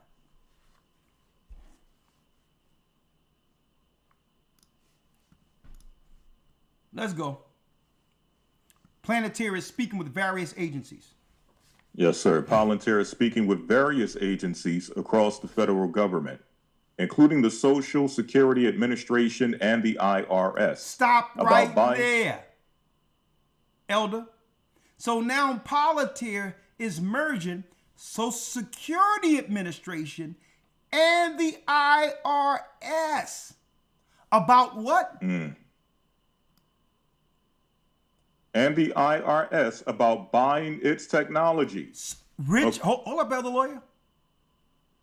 Small or great, rich or poor. The IRS and the Social Security, now they say that they're already talking about buying it and they put it in the news. No, it's already done. They're just letting you know about what they're about to do. So they're moving all of this into Palantir. And you would never guess what Palantir is, folks. It's one step towards the mark of the beast. According to the Times, go ahead, Elder. According to the Times, Palantir's Foundry tool, which analyzes and organizes data, is already being used at the DHS, the Department of Health and Human Services, and at least 2 other agencies, allowing the White House to compile data from different places. The Department of Health and Human Services, which will go all the way down to what? Those that have housing, those that have SNAP, and all of that. To fuse all of it into one database. With a surveillance component to it that they're beta testing through this particular riot in California. Because in Palantir, not only does it have all that, it also has the technology of what? Facial recognition.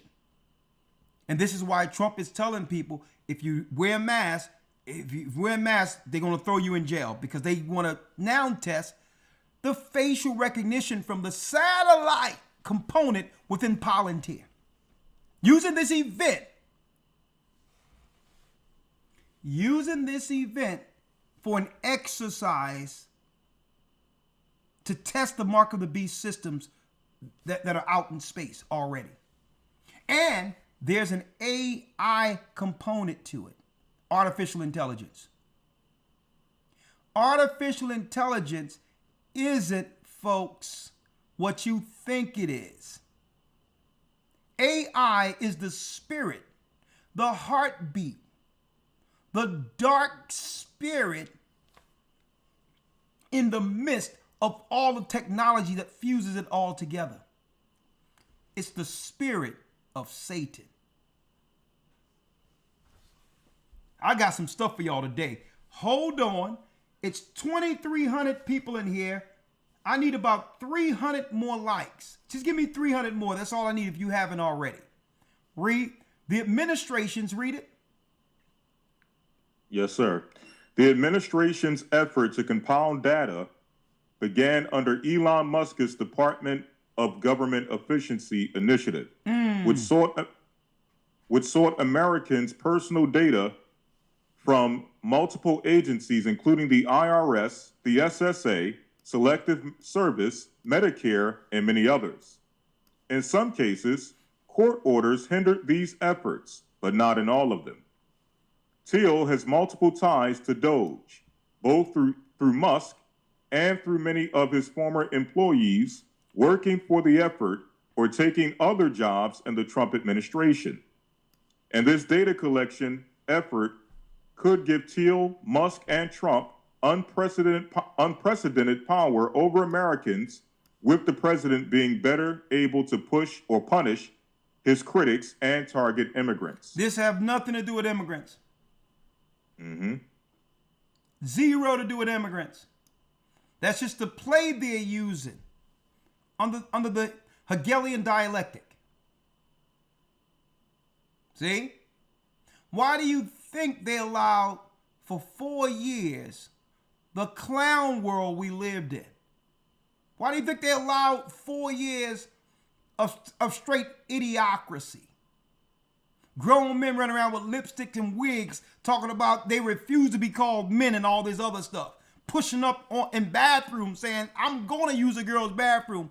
Why did they inundated us with all this crazy foolishness? So that the American people would have no choice but to choose the obvious candidate they wanted in place. You got to be a fool to want to vote for anything they will peddling. So by choice, They didn't give you a choice. It's to get rid of your babies at any time, have a straight dude, just straight body beating women in a boxing ring with a wig on claiming to be a woman, or Trump. Did they actually give the American people a choice? So now Trump is going to implement with Musk.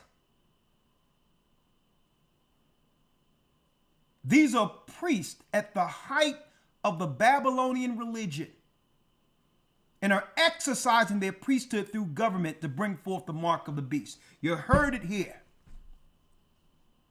These are priests.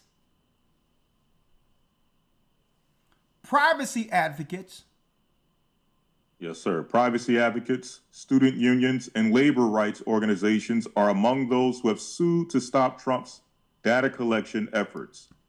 Palantir's involvement also gives a powerful tech company access to this data, and its CEO, Alex Karp, doesn't exactly have a benign agenda, hoping to cash in on the American techno-militarism.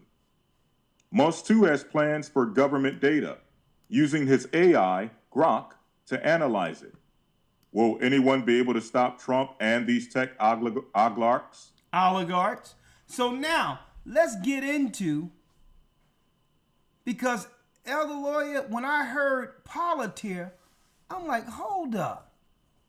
I remember seeing this in Lord of the Rings.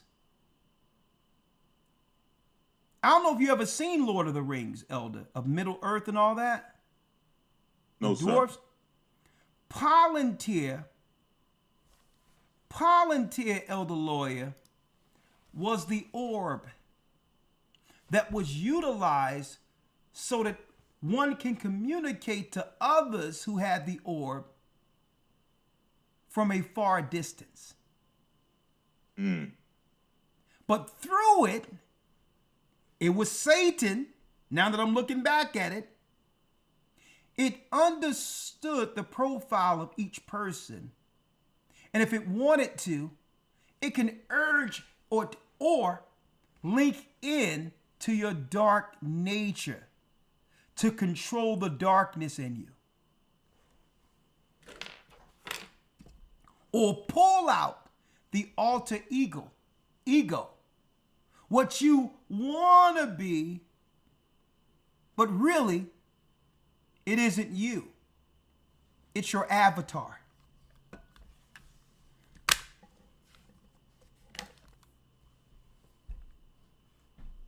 Right? Now I'm going to show y'all how they would use these. What is Palantir? Check it out. Fair use for educational purposes only and prophetic reasons.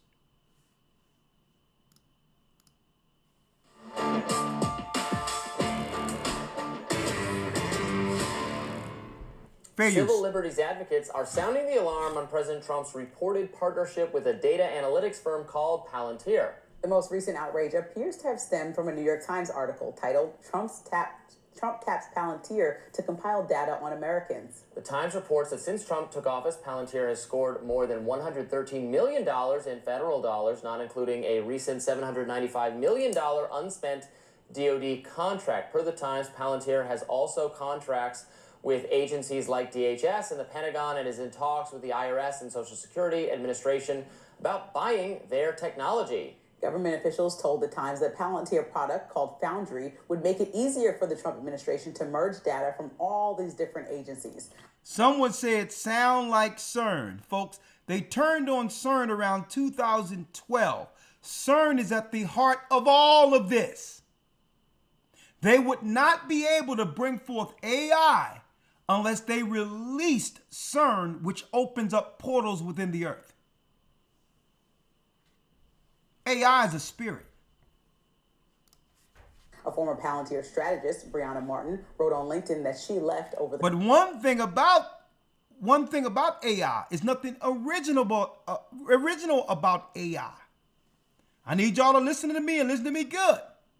Just like Satan, there's nothing original about him, Lucifer. He can only copy what he witnessed in the heavenly realm. See? He said he would be like God and go to the sides of the north, which is space travel. Well, AI isn't that smart. But I know you're like, hold up, how AI can't be that smart? Because his intelligence comes from who? Our profiles.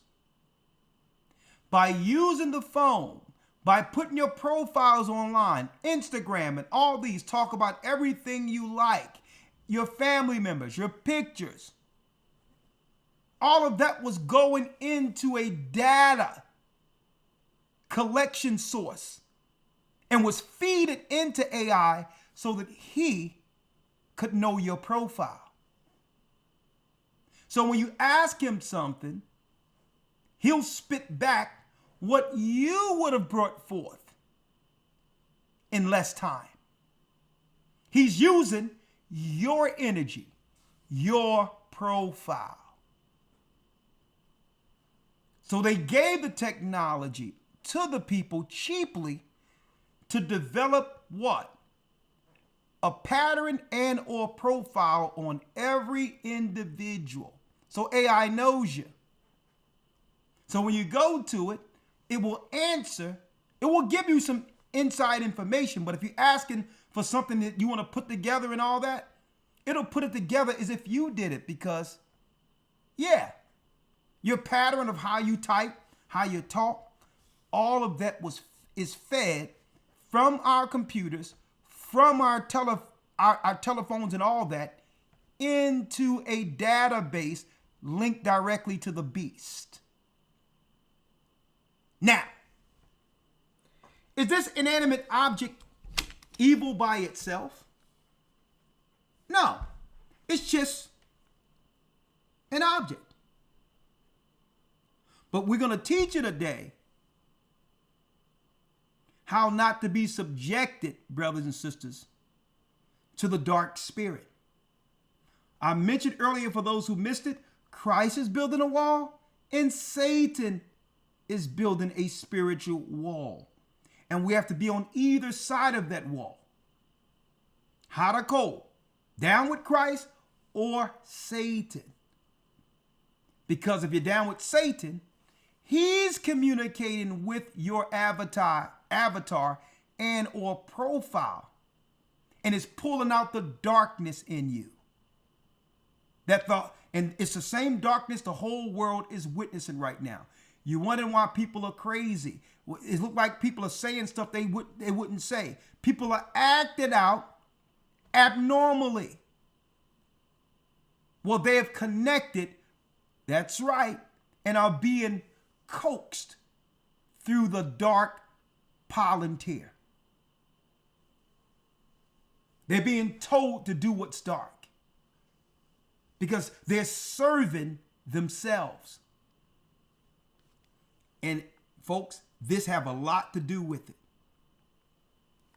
And what happens, even in the Lord of Rings, the guy they was controlling, I'm going to show you, had much power. But they couldn't use him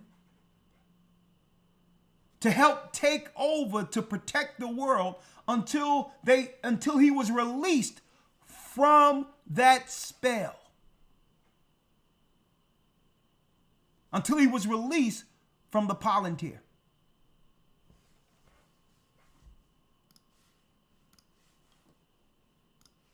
The company is expanding its work with ICE. She continued, quote, "For most of my time here, I found that the way Palantir grappled with the weight of our capabilities to be refreshing, transparent, and conscionable. But for me, this is a red line I won't redraw." Many on the right are also concerned by past comments made by the CEO, Alice Karp, and the fact that Dr. Deborah Birx is on the board of the... Man, he got too much. His S's are too pronounced. I can't listen. He got an extra S on everything he's saying. I can't do it. Come on, boy. Yeah, this brother, he need to get some testosterone going on. Just the S's ain't right. The company, you remember her as one of the COVID advisors. Specifically, Karp told CNBC in 2024 one of his softwares helped stop the rise of the far right in Europe. And he got that altar boy vibration. Let me get further into it.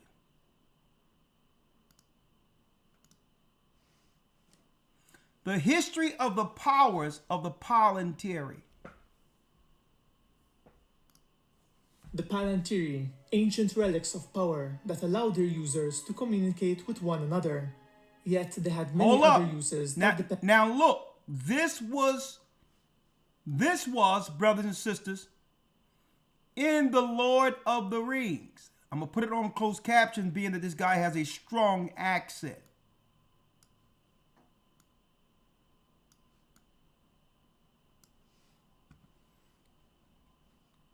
What was Palantiri used in the Lord of the Rings? The Palantiri, ancient relics of power that allowed their users to communicate with one another. Powers that allowed their users to communicate with one another. Here it is. Yet they had many other uses that depended on the power of their user. Hello friends, it's Carl here, and in today's episode we'll be looking into the lore and history of the Palantiri. So the name Palantiri comes from Quenya, Palan meaning far and wide, and Tir meaning to what? Palan meaning far and wide. Tir means to watch. Watchers. To be watched from afar. Watch. They were created by the Noldor elves in Valinor, and it's possible that Feanor was their sole creator. In the Silmarillion, we're told the following about Feanor. And other crystals he made also, wherein things far away could be seen, small but clear, as with the eyes of the eagles of Manwë. In the index of the Unfinished Tales, we're told that Feanor was the maker of the Silmarils and of the Palantiri. And besides the entry for Palantiri, it said that they were made by Feanor in Aman. The last two pieces of evidence for Feanor being their creator are two quotes from Gandalf. In the first one, he states, "The Palantiri came from beyond Westerness, from Eldamar. The Noldor made them, Feanor himself maybe." And later on he states that he wished to use the Palantir to perceive the unimaginable hand and mind of Feanor at work. Now the total number of Palantiri that were created is uncertain, but we know of at least 8, 7 of them being present in Middle-earth, while the other was located on Tol Eressëa, an island off the coast of Valinor. Now you notice they say that these were made in Middle-earth. Now we know what's in Middle-earth, right? What's in Middle-earth? Hell. Okay, hell. Hell. So they're going to release something from Middle-earth. That's where your CERN comes in at. And then you have your Palantir, which is your communicator, but it's also something else. It's a predictor of the future, according to them, understanding your patterns and or profile. See? So it'll know your past based on what you put in to predict what you're going to do. That's right, pre-crime. They appeared to be made of solid glass and deep black in color, and their shape was that of a perfect sphere, and we're told that their size varied. The smallest ones were around a foot in diameter, while the larger ones, such as the Palantiri of Osgiliath and Amonsul, were so large that they couldn't be lifted by one man. Despite their fragile appearance, they were extremely resilient. In fact, we're told that they were indeed unbreakable by any violence then controlled by men, though some believed that great heat, such as that of Orodruin, might shatter them. So now I'm going to briefly discuss each individual Palantir, its location and history, before we discuss their properties. So the first Palantir that we're going to talk about is located on Tol Eressëa, an island off the coast of Valinor. This palantir was said to be the Master Stone, and it was placed in the Tower of Avalone, most likely by the Noldor.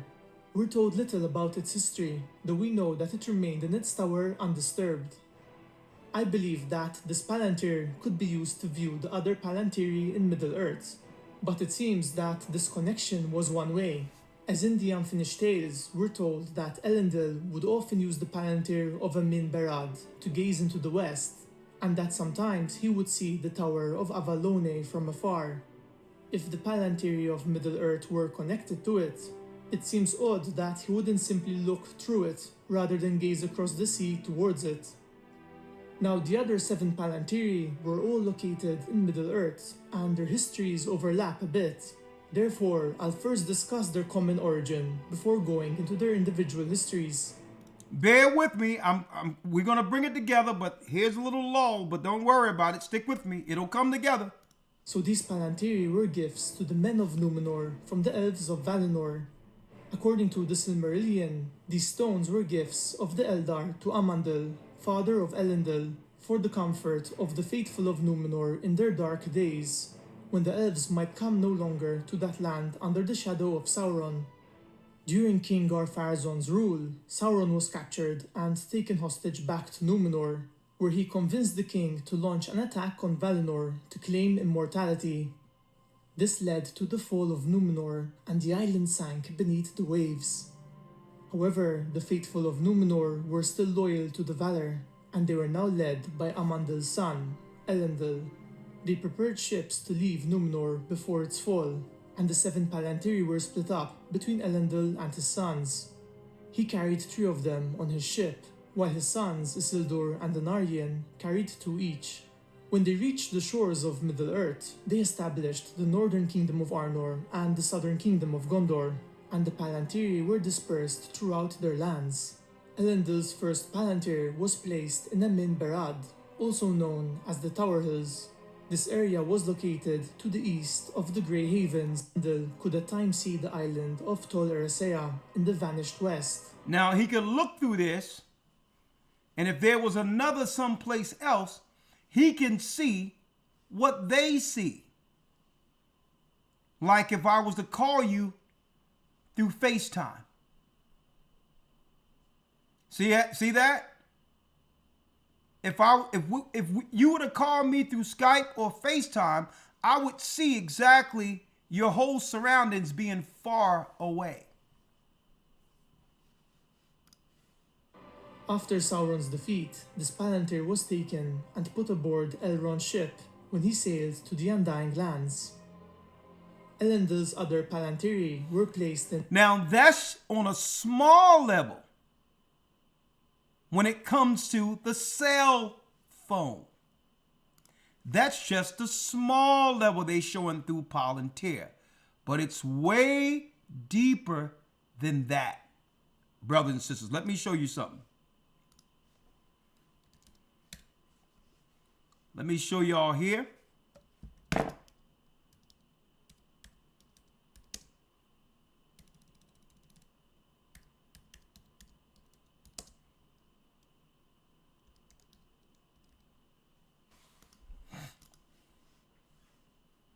Let me show y'all here.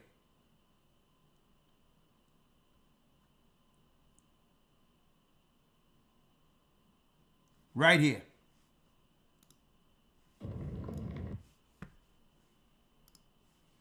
Now, when I seen Palantir, this is what it reminded me of when I was looking at the Lord of the Rings years ago. Satan. The power of Isengard is at your command, Sauron, Lord of the Earth. Ask Orion, build me an army worthy of Mordor. The all-seeing eye of Lucifer is controlling the darkness in him and told him to build him an army. Let me go back. Let me go back again. That's Palantir.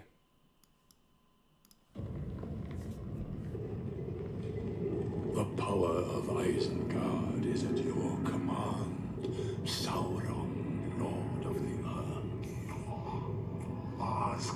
Look at that.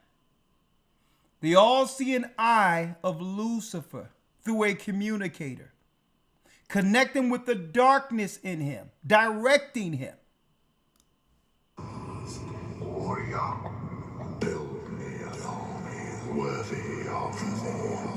Now, just imagine, folks, if your Palantir is no longer through the GPS of your phone. Just imagine if they can get it in you to be directed through your conscience. When now, Satan is connected to you everywhere. See? But they had to have everyone put their data out first and get used to the technology, and then make it where you won't be able to buy or sell unless you have it. But once it's injected in you, guess what? It won't be this. It'll be up in here. Hope I'm breaking it down so y'all can understand it, because they're telling you what Trump is rolling out through your predictive programming. The most evil company in the world, Palantir. And unless you went back and remembered Lord of the Rings, no one would understand that it's a communicator. In plain sight, they're telling you how they're going to get all people incorporated into one mind, like we were back then, the ancients, at the Tower of Babel. The hive mind, where what? You're caught up in a trance, being controlled. But those in Christ aren't going to be like that, see? You notice how when COVID came out, everybody was in one mind who was for it, stomping for it. They thought it was life or death. But no sooner as the president said the pandemic was over, everybody went to normal.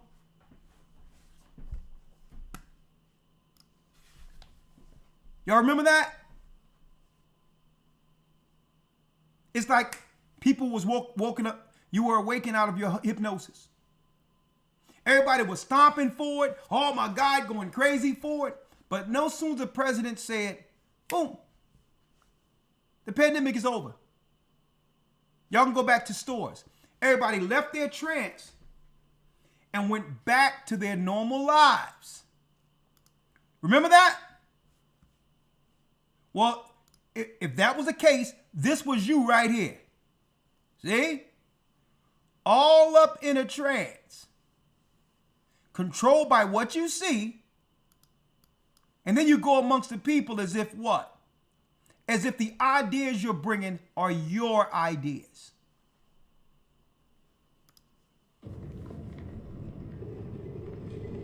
The power of Isengard is at your command. Sauron, Lord of the Earth. There they go. And he's like, yeah, give me the booster too. Build me an army worthy of Mordor. There you go, shut up in your house with your curtains drawn, locking yourself in your house, ain't nothing outside.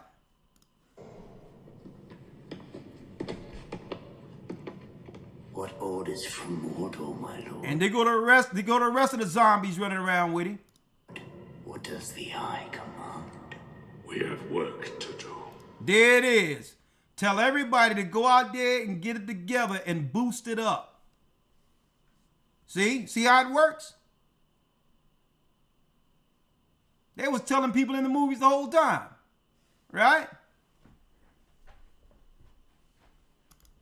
In March, President Trump signed an order pushing federal agencies to share vast amounts of personal data, sparking fears of a massive centralized surveillance database. And while he stayed mostly quiet on the subject publicly, his team has been quietly laying the groundwork, partnering heavily with Palantir, a data company with deep ties to government intelligence and law enforcement. At first, I was drawn into looking into Palantir because of their name, because it's from Lord of the Rings. But the more I dug, the more unsettled I became. Palantir has been behind some of the scariest government moves in history. Since Trump took office, Palantir has secured over $113 million in federal contracts, as well as a staggering $795 million deal with the Pentagon. They're also in talks to bring their technology into the Social Security Administration and the IRS. So what exactly is Palantir? How did a company named after Tolkien's mystical seeing stones become central to a plan that could reshape American privacy and civil liberties? And most importantly, why? And why should you care?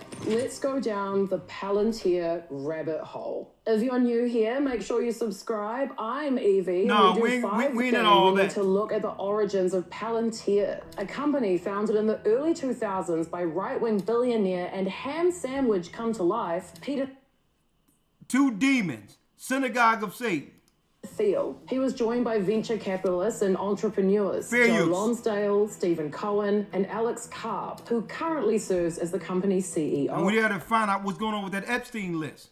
How many of these cats on it? Peter chose the name Palantir after the crystal balls used in Lord of the Rings. You know when Gandalf shows up to have a chat with his bro Saruman and he's like, oh yeah, hey Gandalf. No, let's get straight I've been to it. talking to Sauron with these orbs. And Gandalf's like, what the hell? No, let's Isn't get that to the into good clear part. visuals like maps, histograms, and link charts, and turning raw data into tools of power. The company essentially turns swamps of data into clear visuals like maps, histograms, and link charts. In just days, its forward-deployed engineers can integrate and analyze a customer's data, tackling issues from terrorism to disaster response and human trafficking. Palantir has become a top choice for analyzing massive data sets in intelligence and law enforcement. They offer sleek software and on-site coders who tailor solutions to each client. And the more data that you give them, the more they can tell you. And The more data you give them, the more they'll tell you.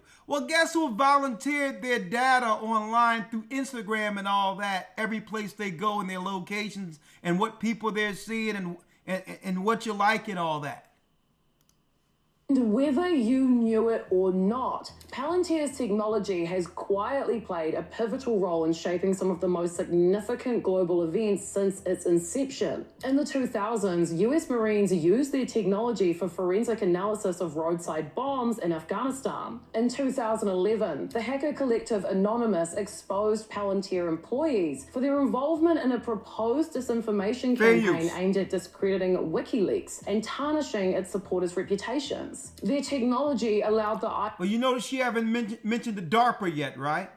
IDF to use AI in its war effort. At least one Palantir employee played a role in assisting its supporters' reputations. Their technology allowed the IDF to use AI in its war effort. At least one Palantir employee played a role in assisting Cambridge Analytica in collecting Facebook data later utilized by the Trump campaign during the 2016 election. Palantir technology was even used to track and kill Osama bin Laden, although the company remains a bit tight-lipped on that one. Okay, to track and kill people. I don't know about Osama bin Laden, but I told y'all that they're going to switch it from Arabs and Muslims to those of the awakening, right? Stick with me. The book The Finish, author Mark Bowden writes that Palantir's software actually deserves the popular designation. Because I don't, guess what, folks? I don't know if y'all seeing, I don't know if, Elder Lawyer, if they're checking out the bait and switch. Do you notice all of a sudden, the public enemy number one, even though they use it, I think, actors and all that in certain areas, who knows, allegedly. Do you notice it always drills down at the end of it that it's the lost tribes of Israel as the enemy between the crosshairs? Right. You know how many Ukrainians are here illegally? No one is talking about any of the white people who have come here and have got citizenship and all that illegally and otherwise. And at the end of it, it's the lost tribes of Israel all of a sudden are the enemy. between the crosshairs through this. I need y'all to check it out. And I told y'all, it starts with Osama bin Laden. But now they talking about Issachar. They talking about people from Venezuela. Y'all notice that? At the end of the day, the bait and switch is one thing, but Osama bin Laden, but now let's go after God's people. Hope y'all can see that. Designation killer app. But CEO Alex Karp doesn't seem like a killer. Unlike most Silicon Valley leaders, Karp supported President Biden with a hefty donation, and he supported Kamala Harris over Trump in 2024. He's known to be an odd guy who prefers solitude, and he's been described as unable to hide his ADHD. Relatable. People also describe him as charming and unique. Also relatable. He rocks the old school classic Silicon Valley look, jeans and a t-shirt. In a New York Times piece that combined multiple interviews with him, he said that without Palantir, he's bringing forth Satan's program. What you see before you is when I say the synagogue of Satan, these, okay? you would have had massive terror Revelations attacks 2, in 9 Europe and 3, already, 9. like October 7 style. And those attacks, he believed, would have propelled the far right to power. So how has he ended up working so heavily with the Trump administration then? He claims he's progressive, that he doesn't want the far right in power. And yet here he is, at the center of a storm created by his own company's ties to some of the most dangerous and powerful governments on earth. Part of the answer lies in his ideology. He is deeply committed to a vision of Western dominance, one where technology secures America's place as a global leader. Palantir does not do business with China, Russia, or any countries that are opposed to the West. Alex says, we have a consistently pro-Western view that the West has a superior way of living and organizing itself, especially if we live up to our aspirations. It's interesting how radical that is, considering it's not, in my view, that radical. He added, I'm not going to apologize for defending the US government on the border, defending the this got a lot of the fluff pieces in it. But what I want to show y'all in here, right? Palantir.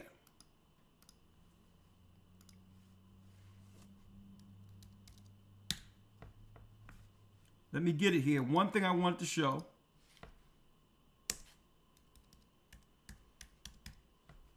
And right now, their stock is through the roof right now. Everybody's investing in this because why? It's the next stage towards the mark of the beast. Now check this out. Palantir. Palantir, a technology company, has been involved in developing and deploying predictive policing programs, which use algorithms to predict where and when crimes are likely to occur.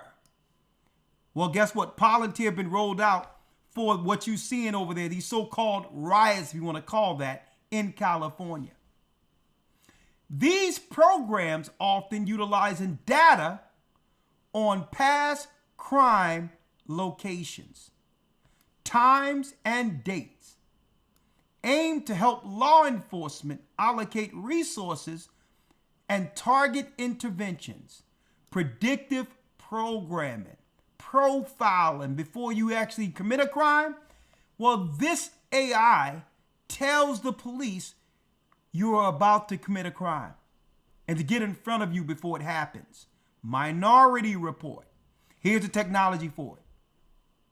However, they have also faced criticism for potential biases and concerns about fairness. Okay? Now, also, there's a terrorist component to where once it links in with AI on the outside of the country, it automatically isolates the threat, deploy the drones, and take out enemy combatants without one person being involved. Now, I need y'all to think about that for a second. It's a program. They're not talking about this part outside the fluff. It gets a profile of an enemy. Right? The enemy have been deemed a red target or a threat. It automatically, without checking anyone, deploys a drone to take out the enemy combatant. And or, if they can't take it out, at least isolate the location so that the army can come in. That's why they showed bin Laden. Huh? I told people years ago, what they deploying over the United States, over the Middle East, will be deployed in the United States. And at the end, they'll be coming after God's people. Here we are. And it's all connected to AI. It's all connected to AI. Artificial intelligence. Listen to this. Deus Ex Machina, a former Google engineer, is developing, he quoted, former Google engineer is developing an AI God. Way of the Future, a religious group founded by Anthony Lewandowski, wants to create a deity based on artificial intelligence for the betterment of society. Right? Link to the internet. I told y'all this is the worship of the gods. AI is at the hub of all future technology. It's a brain, it's a spirit connected to the beast. It's a God. Don't wait for a man to pop up as the Antichrist. The Antichrist is Satan. And now through technology, Satan is now connected to the majority of the people in the earth. Eventually, what they're going to do is, at the end game, is to scare everyone into getting an implant, or you don't have access to your money. And that's when AI, or the spirit of Satan, will have full control of your body.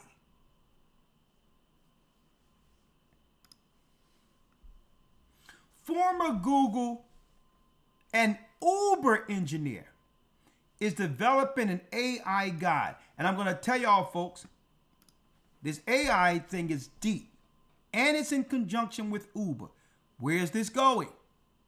Well, there was not too many people pushing back outside of cab drivers when they came up with Uber.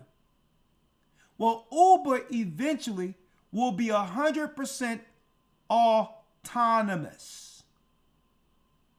A car without a physical driver. They had us buy in because it was extra money. But soon, AI is going to take that job too. AI is going to take that job too. Right? Now,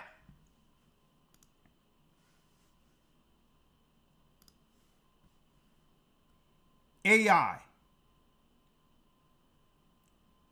And you notice it's showing AI as what? It's showing AI as an invisible God that's connected to the people. Because that's what it is. It's connected with the people. I'm going to show you where the volunteer comes in at, and it connects to the darkness in people, what it promotes. It promotes it promotes the spirit of Antichrist. Which is what? It pulls out the sin in an individual, and that becomes that person's, that's right, folks, avatar before the world. I'm going to tell you, like you seen that Planeteer linked to the person controlling him. You see why how when people deal with that phone and they deal with Instagram and all of that, they separate themselves from their family and all these others, and they connect to another source and become something else, where all they care about is the image that was created online. 100% separated from reality. Connected to the beast. It connects to the dark nature in people. Now,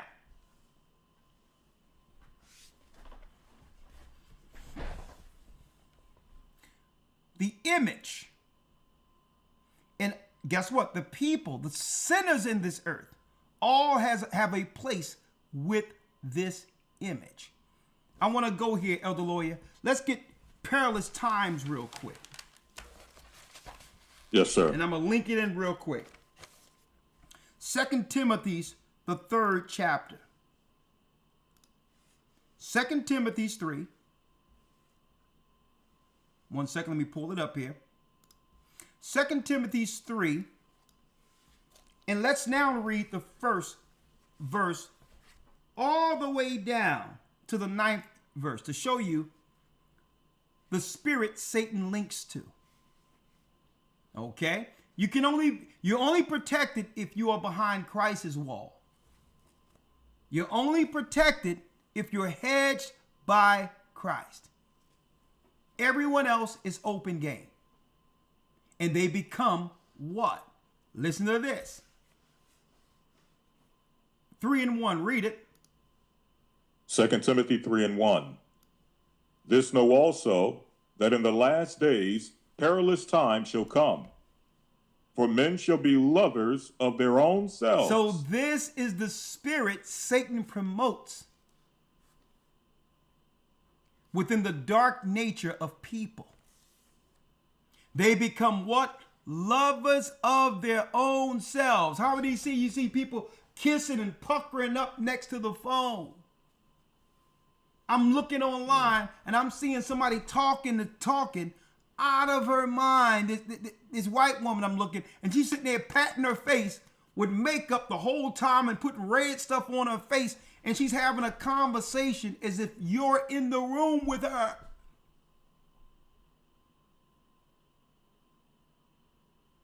Totally separated from reality. Lovers of their own selves. This is someone what? Who been staring into the planetar. Okay?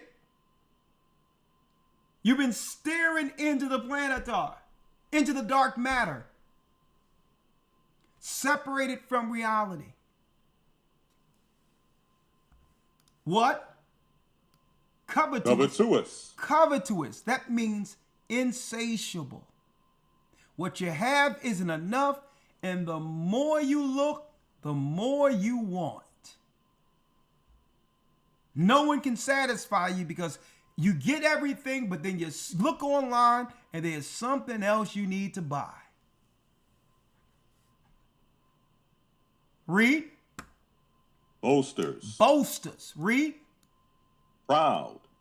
Blasphemers. Disobedient to parents. Unthankful. Unholy. Sound like what people been talking about, this narcissist thing for the longest. Well, if this doesn't embody the spirit of narcissism, I don't know what does. Satan is the narcissist. Disobedient to parents, get online and put out all your business, even talk ill about your own family, staring into the dark matter, being controlled by the beast. Read it. Unthankful. Unthankful. Unholy. Unholy. Without natural affection. truce breakers, false accusers, incontinent, fierce, despisers of those that are good, traitors, heady, high-minded, lovers of pleasures more than lovers of God, having a form of godliness, but denying the power thereof. From such turn away. And the disciples was warning us, from such turn away. So now the Bible is giving us what? The insight on the behaviors Satan would link into and pull out of people. That's why it says that in the last days, that perilous times shall come, which means all of these behaviors would be heightened. See? This is how Satan is actually recruiting those into his satanic army that will fight against Christ once you have the mark of the beast. So now some people might ask, well, how will so many people go along with this, knowing, even Christians? Well, check this out. What happens if the majority, if the whole system, the whole labor system in the earth changes, which makes what? People expendable. Where in order for you to survive, you must comply now that all your jobs have been taken by AI. Now already, if you became all of these things, you've been separated from the Spirit of the Almighty, and now you're vulnerable out there by yourselves because this behavior has now left you alone with no help at the very end, in the very end times. So if you are any of these spirits, Satan have used this to isolate individuals because no one in their right mind is going to deal with people like this.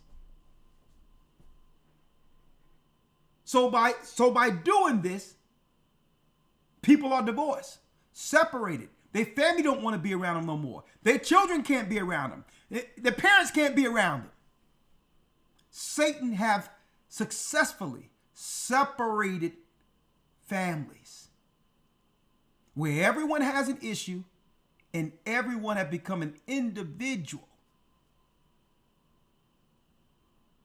Right? I need y'all to think about this. So these characters that were created, these avatars that separate us from family, and by being isolated has connected the individuals to the beast. Where the only friends, the only company, the only life they have is what they created alone online. Stick with me here. And this is why when Christ says he's going to build that wall, Elder Lawyer, real quick, let's go to Revelations 21 real quick. Yes, sir. Because another wall is getting built. Let's go to Revelation. Right?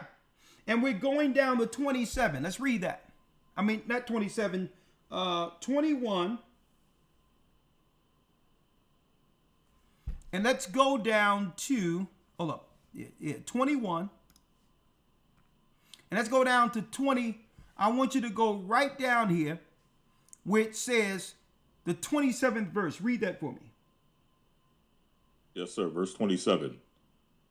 And there shall in no wise enter into it anything that defileth, neither whatsoever worketh abomination, either maketh a lie, but they which are written in the book's Lamb of life. So the Lamb's book of life. So who's going to make it into the temple that's coming into earth? It talks about the construct of the 144 cubits that's coming into the earth. But it says, and there shall no wise enter into anything that defileth, neither whatsoever worketh abomination. So who's not getting in? Elder Lawyer, let's go to the 8th verse and tell me this doesn't embody the personalities or the behaviors we see currently online. Now that Satan has strategically separated people from the Most High and or family. Let's read the 8th verse. Yes, sir. Verse 8. Let's start at 7. Yes, sir. Verse 7. He that overcometh shall inherit all things, and I will be his God, and he shall be my son. Read. But the fearful, and unbelieving, and the abominable, and murderers, and whoremongers, and sorcerers, and idolaters, and all liars shall have their part in the lake which burneth with fire and brimstone, which is the second death. Folks, Christ is identifying the nature and behavior of those who have linked to the dark spirit, who are being moved in what?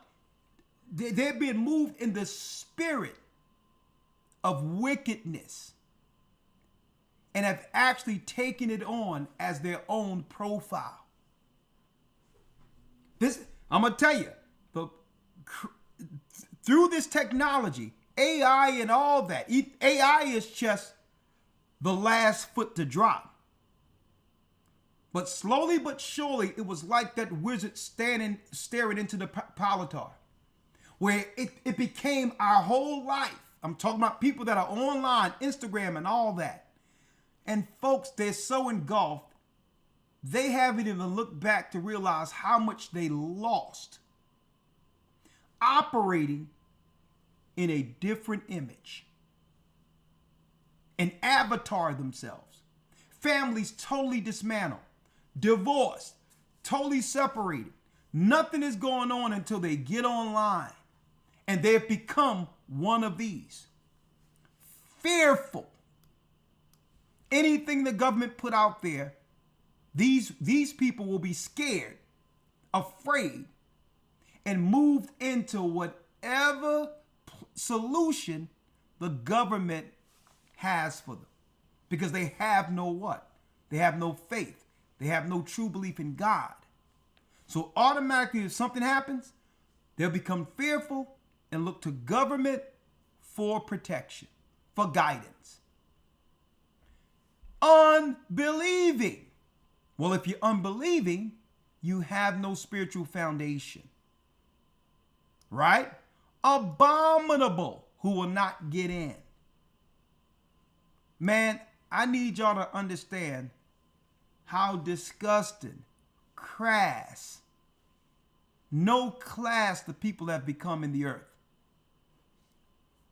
No respect. And will show it before the world and dare you to say anything. Whoremongering,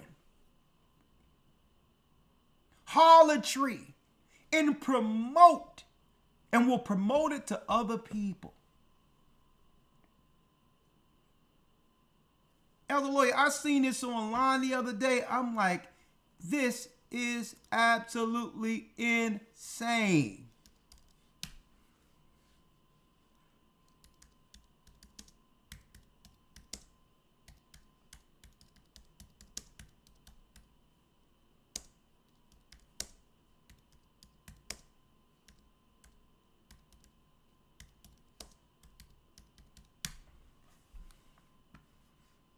This is absolutely, I'm going to show you how crazy this thing has become. Let me pull this up. 1 second. Absolutely insane. Hold on, I'm waiting for the post to come up.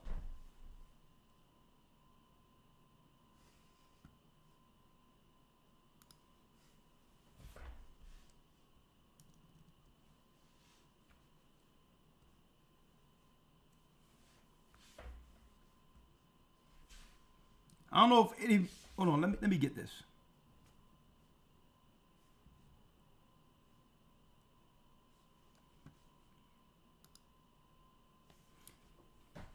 For some reason, this post is taking.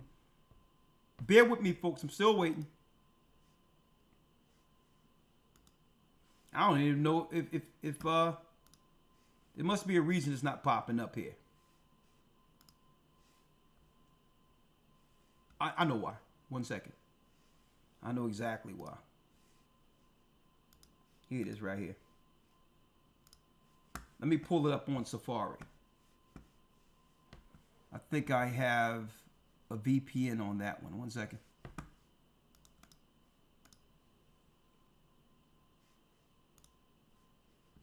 Yeah.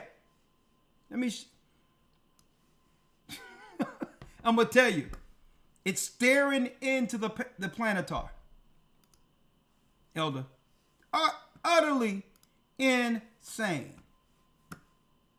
Let me pull it up through Safari here. I have it here. And somebody's gonna have to give me some understanding.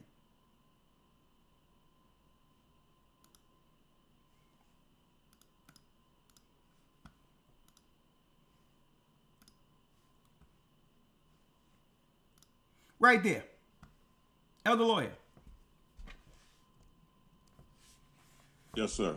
A woman in a Spider-Man onesie took a picture. This is what she wore at her son's birthday party. Wow. This is what she wore. Now imagine what this boy gonna have to go through. And I'm showing you an example of how you get so engulfed into your profile that it separates people from reality. It's insane. This boy gonna grow up and suffer.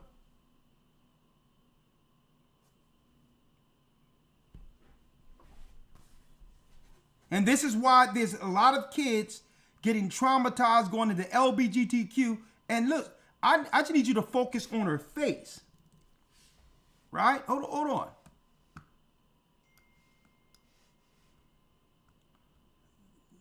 Not the body, just the face. Right here. This is the stuff. Look. She's in a trance. In a trance. And look at that boy. And look. She's in a trance.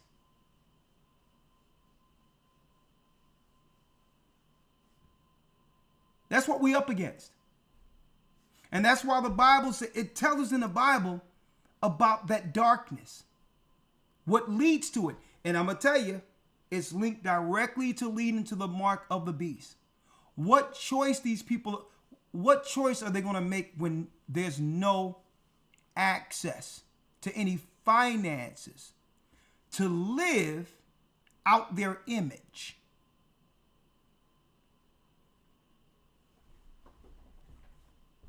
Trance. Now check this out. So how are they going to get it with all of these people who've been separated in a trance? How are they going to get these people? There they go. How are they going to get these people to take the mark of the beast? Let me show y'all something here. It's totally out of hand at this point. Let me show y'all this here. Right here. We showed an example of this earlier. Of Sauron from the Lord of the Rings. They got people caught up and separated. Staring into the dark matter. That links directly to AI. Now, check this out, Elder. I may have to send this to you also before we open up the lines. Yes, sir.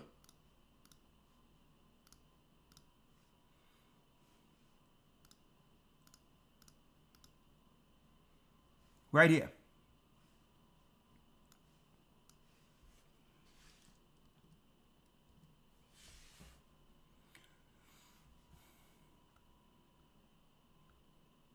A matter of fact, I can read this. It's fine. All right. Now, a matter of fact, I'm going to send it to you because you can help me with it. Hold on 1 second. Right there. It'll make it easier for us to look at it together. What are we looking at? What is going to make it where the people who've been separated with no protection will have no option at the end of it after living in a fantasy world? They'll have no option left but to take the mark of the beast. Why? Because once they wake up out of their trance, it's going to be too late. They're going to realize that they lost so much time. There's no family around and all these others, and they're going to have to do whatever they need to do to survive. Either they're going to choose to survive under the beast system, or they'll choose to die. And that's for those that are not under Christ's hedge. And I use that as an example. And why did I use that as an example? That's how far this thing has come. Okay? To where it's insane at this point. There's no, what do it say in the book of Peter's? No natural affection.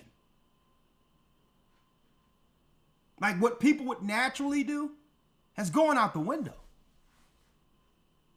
There is no line that people will not cross now. Right? So what's going to push people into the mark of the beast? I'm talking about those with no faith. These are the 48 jobs AI will replace or impact across industries between 2025 and 2030. Right? I'm going to read all this, but listen to her real quick. Fair use. Last week, online furniture retailer Wayfair announced it would increase its use of generative artificial intelligence and cut 340 tech jobs.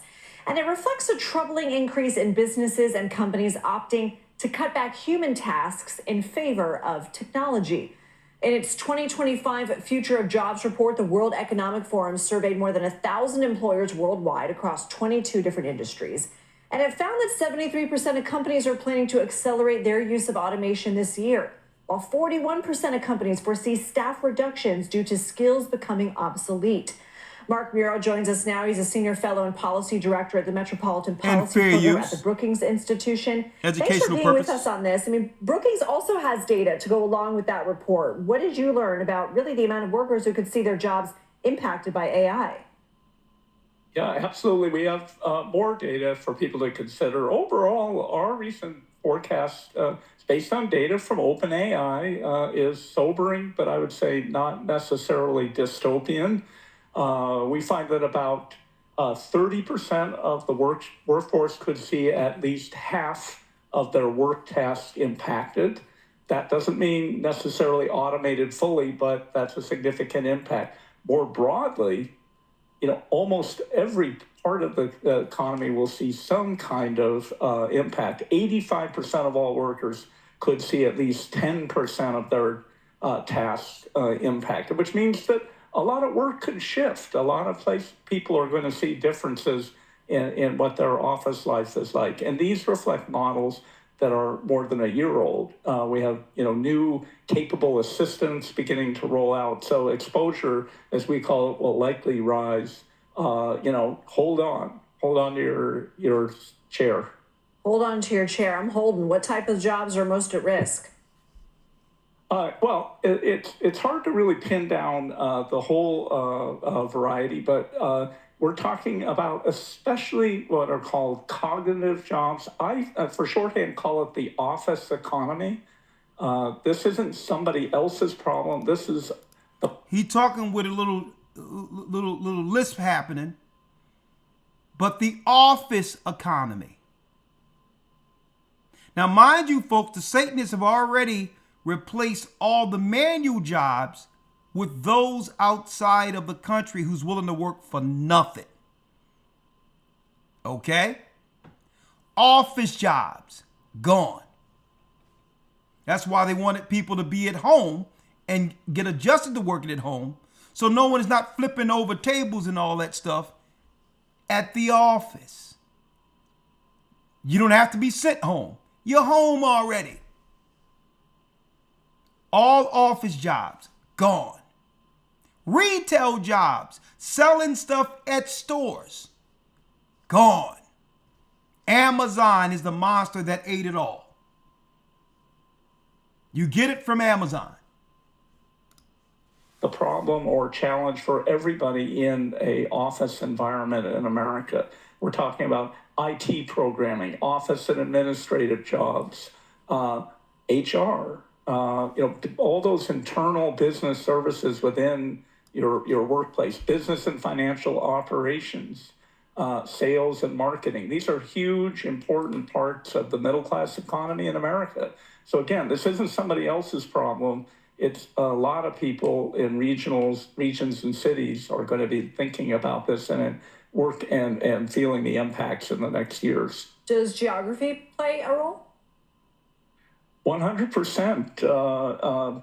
The thing is, when you look at the location of jobs, you can also map them. You can map them into places, and you really do see a very different picture. This is a different economy than the automation story that we picked up in the last 20 years in the heartland. Small town America was really hit hard by.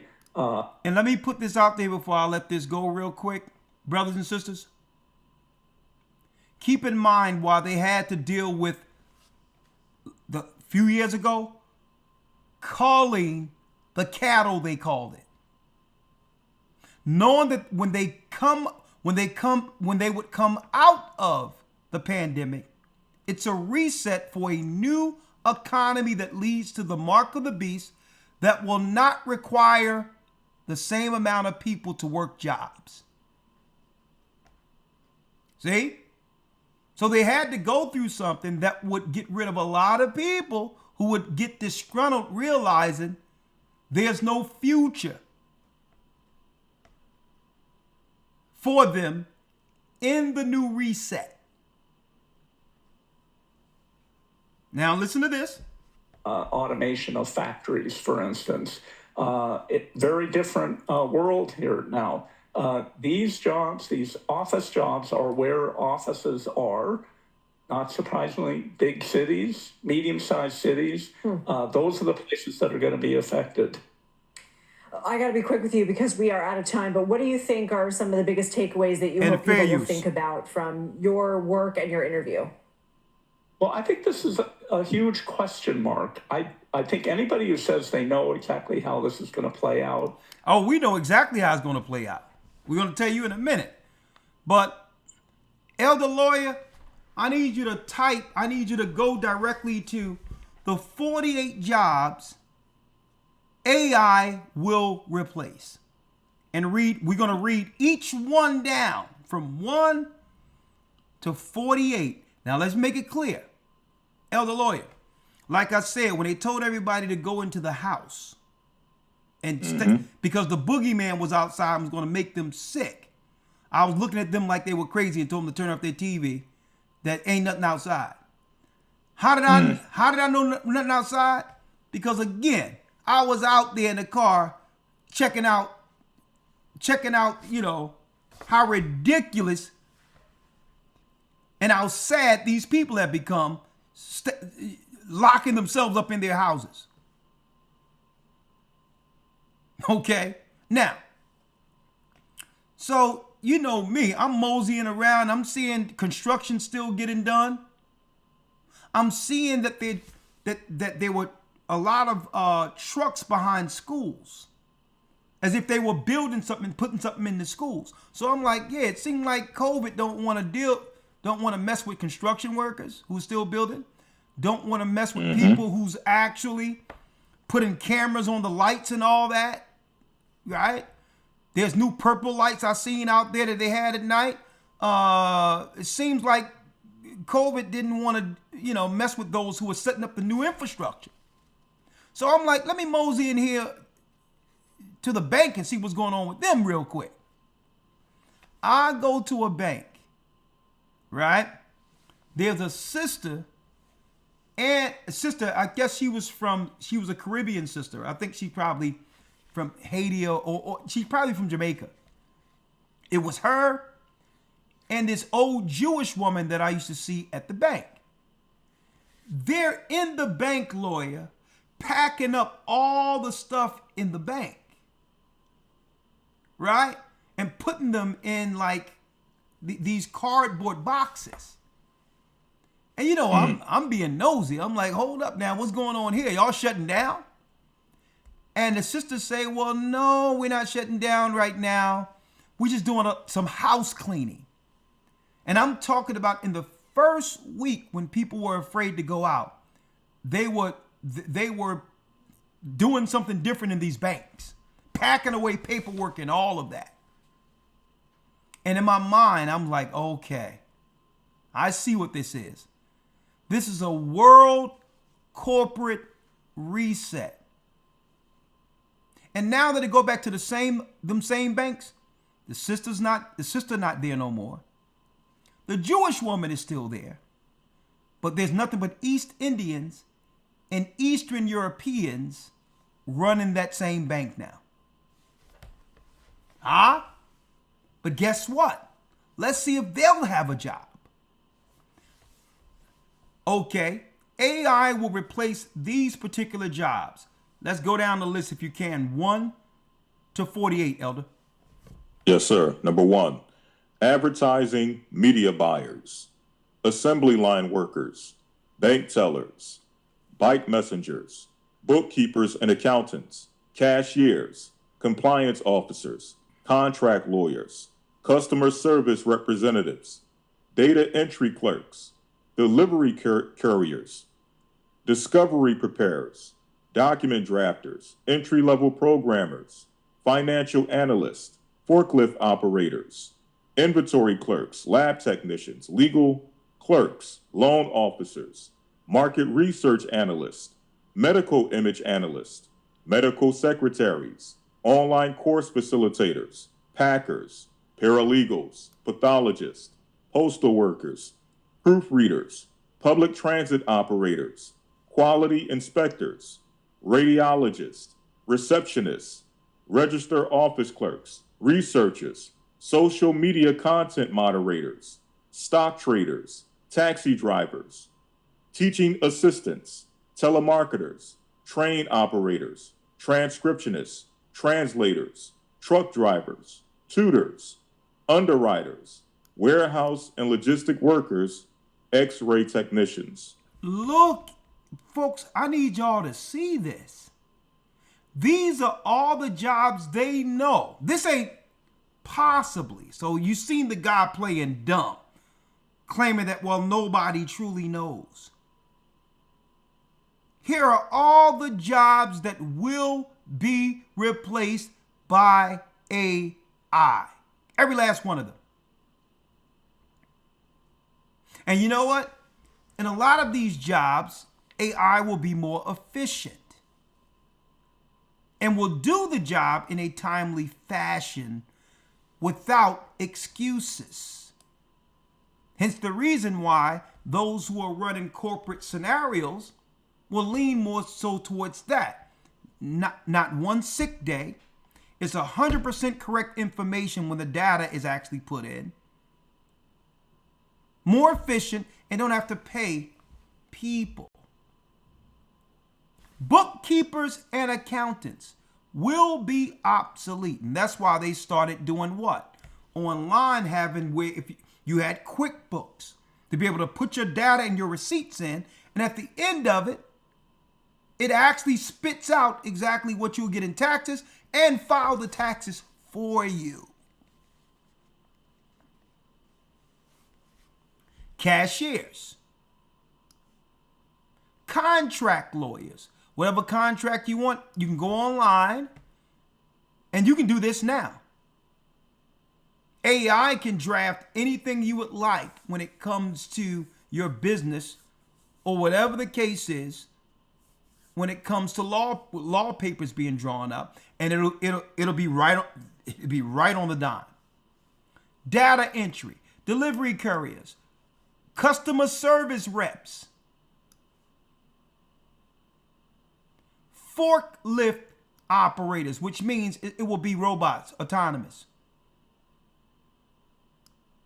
Medical image analysts. I'm talking about some top paying jobs.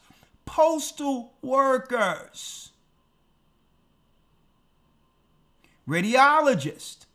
Receptionist. You know how many people are receptionists? Office administrators. Taxi drivers. All of this is going to what? Autonomous. Truck drivers. So what work will be left? You know what work will be left? The essential work. You're going to need a trade to survive. No more going to somebody and saying, are you hiring? Those days will be done. Only manual labor that they're going to prefer the immigrants to have, because immigrants are going to work for pennies and smile while receiving it. And so, elder lawyer, here we go. So what type of solutions they have for the people who are not going to be able to bear the reset, knowing that there's no opportunity for financial upward mobility in the new economy. Okay, Trump, he hit the ground running and implementing the new economy that leads to the mark of the beast. That's his position. Well, here's the solution. For many people who would realize that there's no future for them in this world. And these are they who are without faith. The majority of people are going to break down, take the mark of the beast, and be on whatever social program it is to survive and comply to government by taking the mark of the beast. The majority of the people are going to do that. But what about the people when they realize that the world before the pandemic is never coming back? Here it is. Compassion and choices. States where medical aid in dying is authorized. If you need an end of life option. Medical aid in dying is currently authorized in 11 states and Washington, D.C. Here's the states right now. It tell you right now. It's already in law. Where the doctors will convince people who are depressed, who see no reason for living and all that. Folks, if they was able to kill off all these children under the guise of a woman's choice, you think they're going to have any problem when somebody go into the doctor's office and say, you know what? I don't think I can do it anymore. And people are going to be off in themselves. Okay? And guess what? They just introduced the same bill to be approved soon in Pennsylvania. California, Hawaii, New Jersey, Vermont, Colorado, Maine, New Mexico, Washington, D.C., Delaware, Montana, Oregon, Washington. These are places already, if someone wants to say, you know what, it's time to check out. I don't think I can deal with the world I'm living in right now. There's no possibility for me to have a life here. They'll have assistance. Soylent Green, if anyone's seen that movie. And you know what? This is the choice that's going to be for those without faith. You're going to have people with the mark of the beast seeking to check out because they have no faith. But those who are in Christ and or baptized and is living a clean life according to the laws of God will be guided through.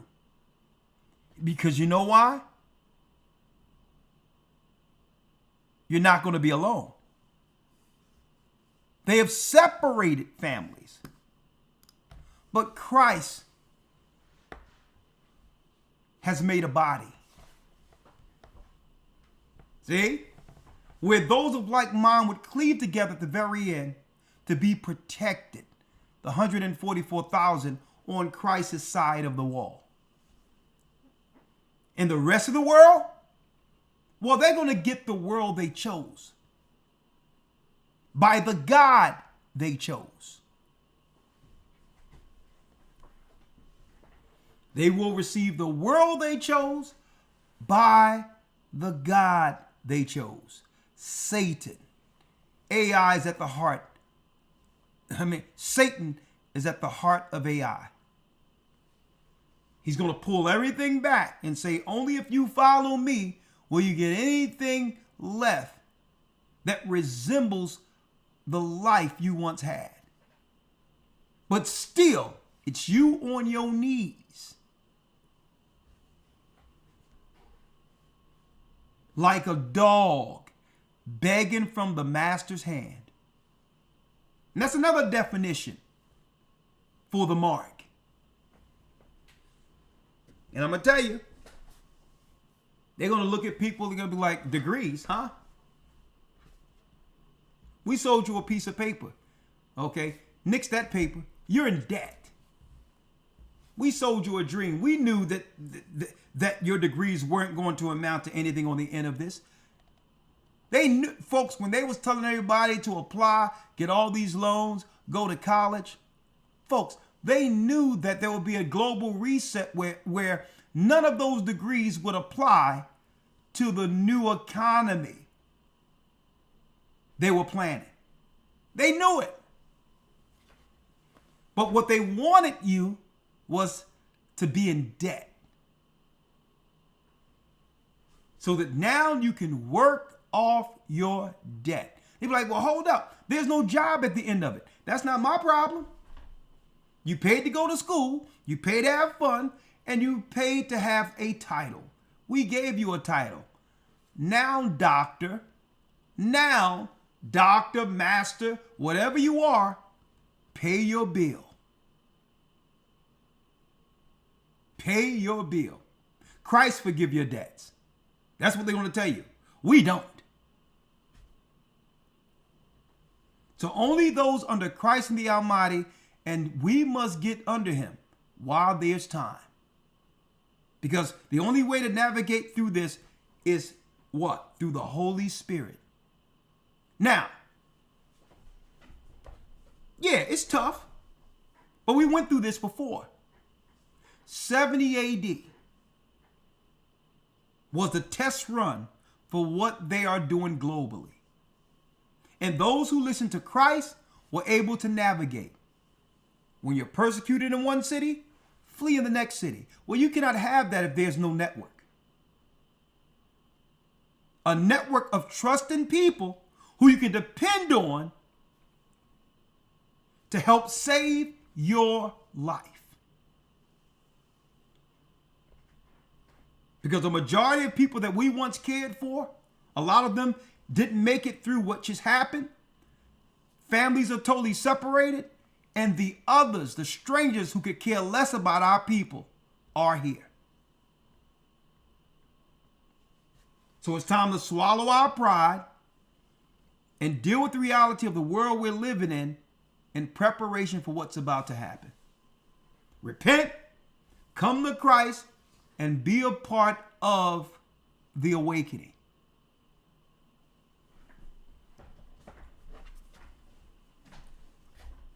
Okay? Anything you'd like to say, Elder Lawyer, before we open up the lines here? No, sir. Let's go straight to the lines. Okay, my brother.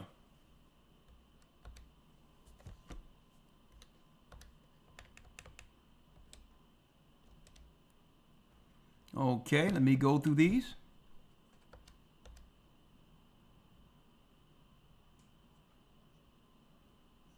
All right, let me go back here.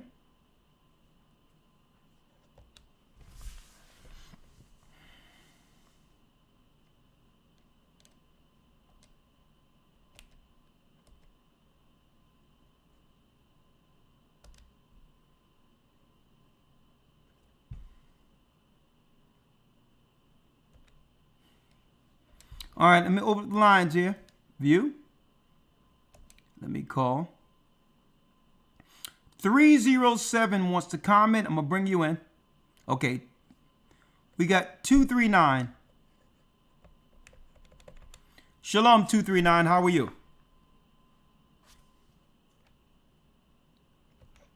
Shalom. Hello. Blessings. 239 area code. Talk to me.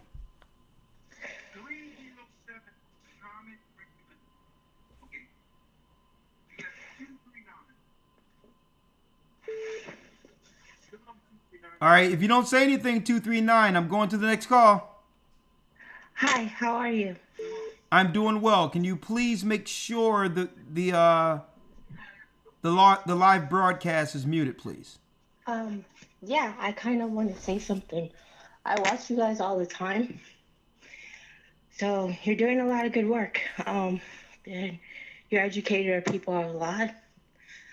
There's a lot of things that we go through. There's a lot of things that you say are factual as far as like the medical system, we needing to get together and being prepared for what's going to happen. As far as like what's going on right now, I don't know.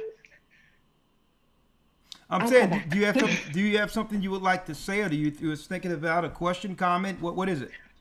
No, I was just actually checking if this was actually real. Like, you can call in and speak to you. So it is. So when I write things down and get my thoughts together. Okay, let me ask you, how old are you? You just relax. It's all right. How old are you? I'm 41 years old. Okay. How long you been following the church? Actually, I've been following you guys for quite some time. I would say at least 11, 12 years. Okay. Have you connected with the body, a church? No. Okay. Well, hopefully, at least, hey, the door's still open. We're still here, right? So we absolutely. There's time. There's just such more information that, like, you know, it's on my heart to tell, but I can't tell it right now. Like, I would have to wait and try again another time. If it's on your heart to tell, the opportunity is now, isn't it? Tomorrow isn't promised anymore. I think this was just a test to see if I can get through, if it's actually something like that I can speak to. I'm like listening to myself and it's like, oh wow, this is real. Like, you could call. But I would like to write down everything and gather my thoughts so next time I call, and if I get through, that I can be precise. Okay.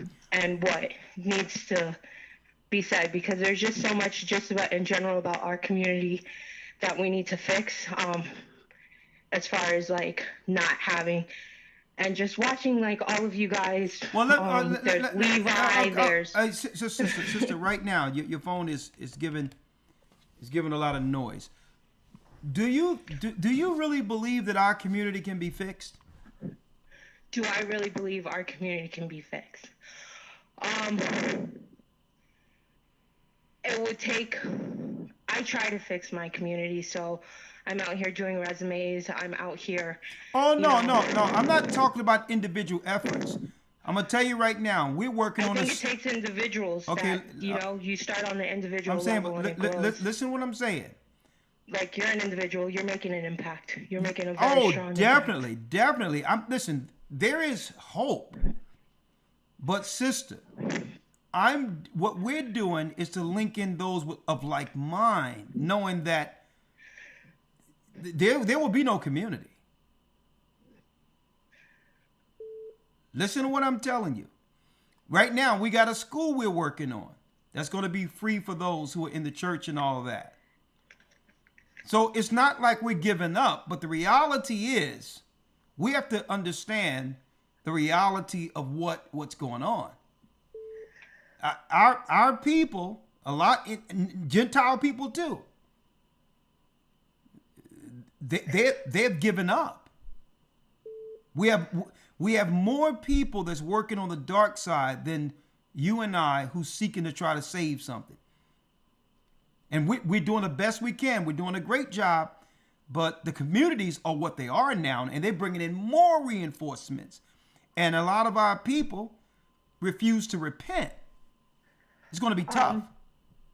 I don't think they know how to repent. I don't think they know how to pray. You know what? It's good that you said that, because talking about knowing how to pray, what gets me out of my situation, I actually suffered for cancer for 4 years. I'm sorry to hear that. And I just got in remission. I had to fight those doctors to get me. And if you can tell with my vernacular, I'm very educated. I have a master's degree. I am one of those people that you were just talking about with a paper and no job. And I speak 5 languages. Okay, hold up. Let's talk about that for a minute. You have a master's in what, sister? Information systems management, 2 bachelors, 1 in accounting, 1 in business management. And I speak 4 languages. You speak 4 languages, very articulate, educated. And you know what? Let me say this. You should. And I can also speak in French. So okay, sister. Okay, sister, can you hear me? Yes. All right, I'm trying to get in the word here. All right. So, I believe you should feel good about the accomplishments you made, because it takes a lot of work to get the accolades you've received. So I don't want anybody to believe that I talk down on education. But I want to say, one of the things is we have to be aware of what we're against. Sister, listen to what I'm saying though. Let me get out what I'm saying. I'll be quiet and let you get out what you saying, because people are listening. And if we both are talking, it's not going to edify. I don't want people to believe that I'm not down with education. But when we prioritize education over our priority with God and family, and our roles as men and or women, that's when the education becomes a problem. Can I say something? Can I interject? I'm saying, can you repeat back what I just said? Okay, so I would not have my education, sister, or what I have gone through without God. Sister, all right. Never mind, sister, because I don't think you're listening. You're listening. I am listening to you. No, I never put my education or anything above my God. Like okay, but I'm edifying, sister. You notice that when you say something, I say nothing at all. So I'm gonna let you go ahead and say something, because I want to say something so that we both can edify for the people that's listening. It's hard if I'm saying something in midstream through me talking, you even though you may have a good point, they'll never hear it. Right? I concur. Okay. So what I'm stating here is that the education is a good thing if you prioritize it. Right? Like, for instance,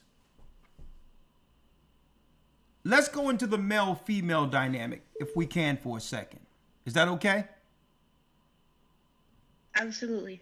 When you look at the 60s and the 70s, when the men had PhDs and was leading the community, their accolades and achievements transferred in benefit to benefit the community.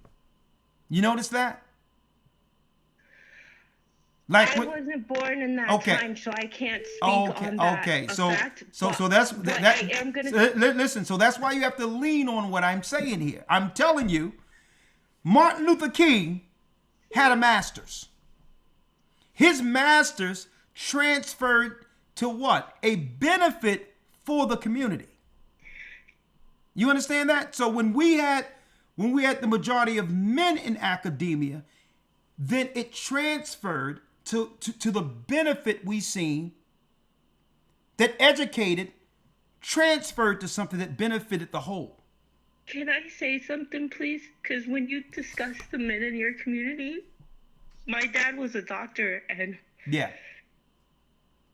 listen, Congratulations.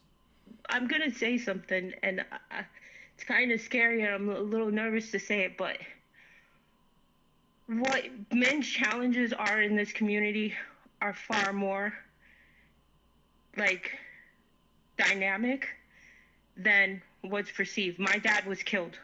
I'm sorry to hear My that. grandfather was killed. So they take out and they suppress the intelligence.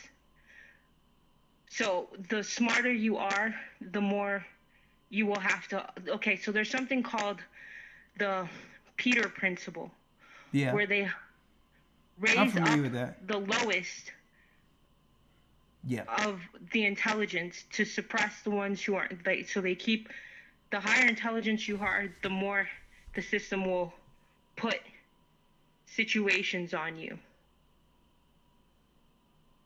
and make it difficult for you to progress. Because if you are able to achieve, then if you're able to achieve, then you're going to rise up more individuals. This is why you see basketball players, football players, people with low aptitudes are making the most money in our community. And you know what, sister? That's a great point. I really appreciate it. Though that point have to be examined too. So when you say, oh, well, when black men they won't let you. They won't allow you to. They won't allow you to lead and be better, because if you are, then you will raise the rest of us up. So they know to hinder you guys. Thank you. More so than us. That's a great point, sister. Thank you. I appreciate that. But like I said, I'm not in the position to talk. I didn't expect for you to prolong this conversation. No, sister. If you guys do want to discuss, I have a dissertation on this and what is transpiring, just like in the Hispanic community and what's gonna happen in the future. Do me a favor, because I got to get to the next call because a lot of people are calling. Just text me back and we'll make sure we reach out to you, because I believe that you have a lot to say. You can articulate yourself, and on top of articulating yourself, you have a story to tell. Because why? It's tough that you have the accolades and you say, I'm one of those who got the degree and now don't have a job. Why do you choose not to have a job?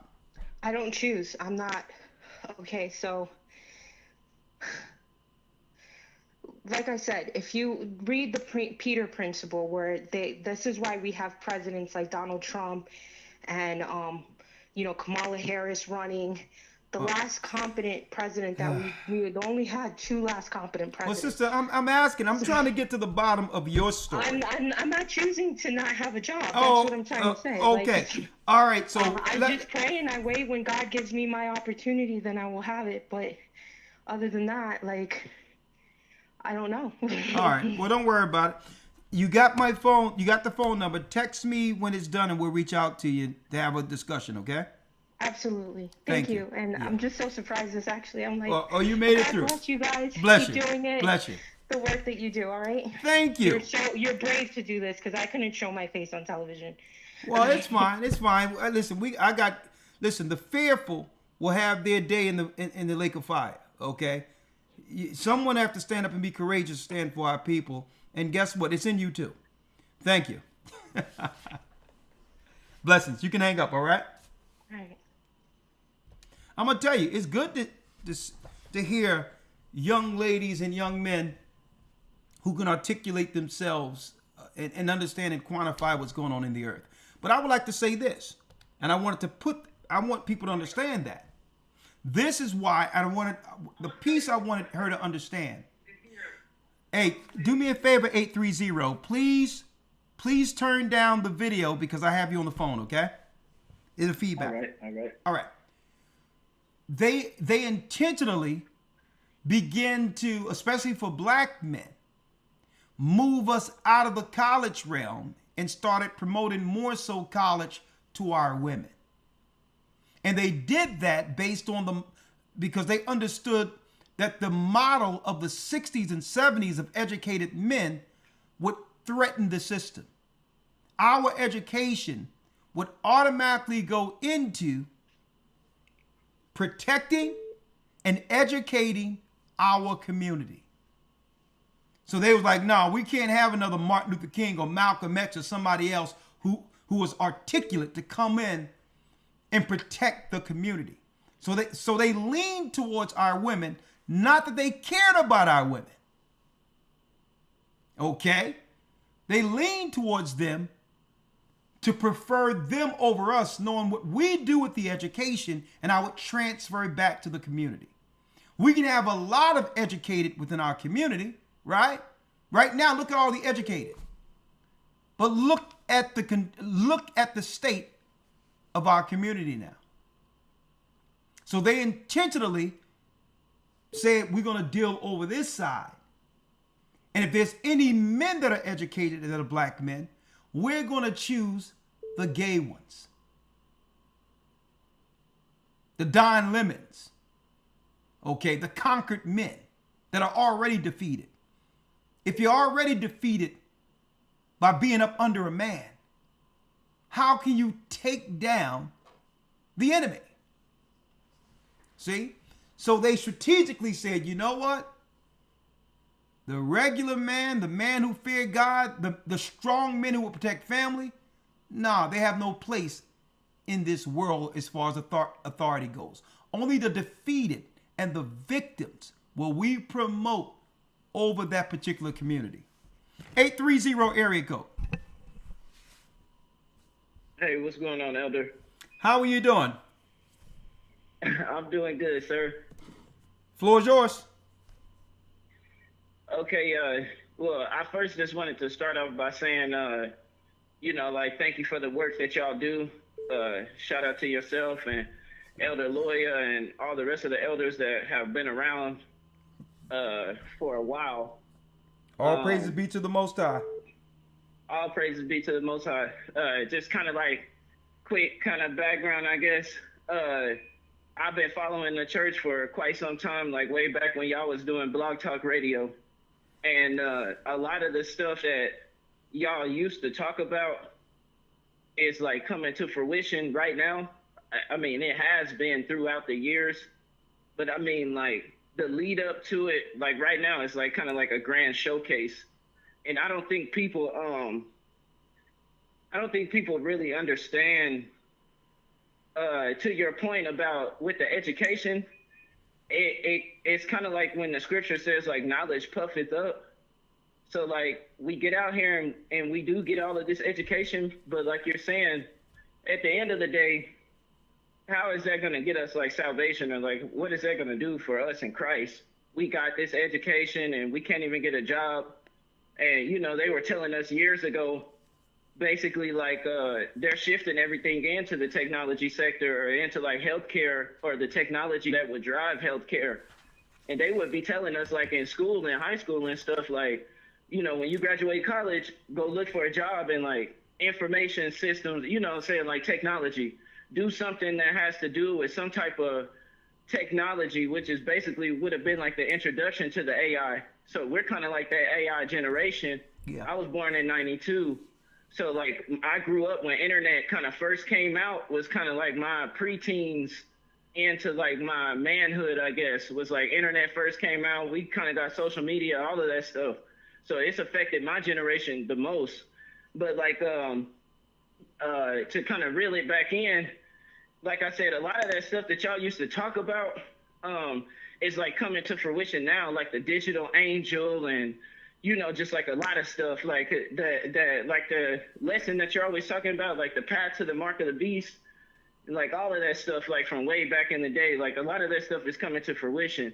And people who are just now kind of getting into the church, or maybe people who've been in the church, the reason why I brought out that scripture about like knowledge puffeth up is because they've gotten used to hearing you and Elder Loya and the rest of the elders, Elder Ramar on Friday night, like breaking down this so much information. You know what I mean? Like, it's so much information, and it's so much good information, and so much labor that goes into like finding this information, and then like the spirit be on y'all to like bring this stuff out and to inform people, and like us as like members of the body and members of the church, people who haven't been baptized that are listening online as well, get baptized. You know what I mean? And like Elder be saying, come into a body or come into some type of fold, because it keeps you, the people hold you accountable, so that way you're not having to face so much temptation out here. It helps you fight the fight the way that you're supposed to fight. But with that being said, like brother, we're gonna have to land this thing in a minute. We've been 6 minutes okay, straight. Here I come. My fault. I'm scrambling, but I'm gonna land it right now, Elder. So basically, what I'm saying is, like, for the listeners who are out there, don't take what's being said for granted. Yeah. Reel it back in and understand like what's being said to you and what's being given to you, because a lot of people is allowing this information to go over their head. They think that this is some type of movement. They think it's a joke. They think that us saying that we're Israelites is like a Hey brother, I don't want to break you off, brother, but you ain't landed. It's 7 minutes in, and I'm with you. You got to land that plane. Okay, I got you, Elder. My brother. This is my final statement. Then You I'm gonna just go ahead said and the yield final it. statement. I'm gonna give you. Listen, you got 10 seconds. Go ahead. 10 seconds right here with my last 10. Just don't let this information go over y'all's heads. Study the scriptures behind what the elders are telling us and teaching us, because they are confirming the same thing that Christ and the apostles, the disciples, the prophets, everything that they were talking about. The elders are in the same spirit confirming those same things, and God is showing us in the world behind actions that are going on in the world. Thank you, I yield. Thank you, Elder. My brother, you yielding out. My brother, Shalom. Now, Shalom. Bless you, Lord, in the morning time. Now, 214 area code. I need you to hold for 1 second, okay? Okay, that's fine. All right. Now, when it comes to the education, the Bible tells us that the wisdom of this world is foolishness with God, which means education means nothing if it isn't benefiting our people or your people. What I find now that education, when I was coming up, it seemed like it had more to it. It had more depth and meaning. Like a master's 20 years ago meant something. Not to minimize someone getting educated now. Right? Because what happens is, if so many people get things and it become antiquated and saturated with it, it devalues that thing. The masters meant something because it wasn't that many people with one. That's number one. Number two. I'm on the call, Kareem. Give me a second. Yeah, I'm with you, sister. That's fine. Give me 1 second. Another thing.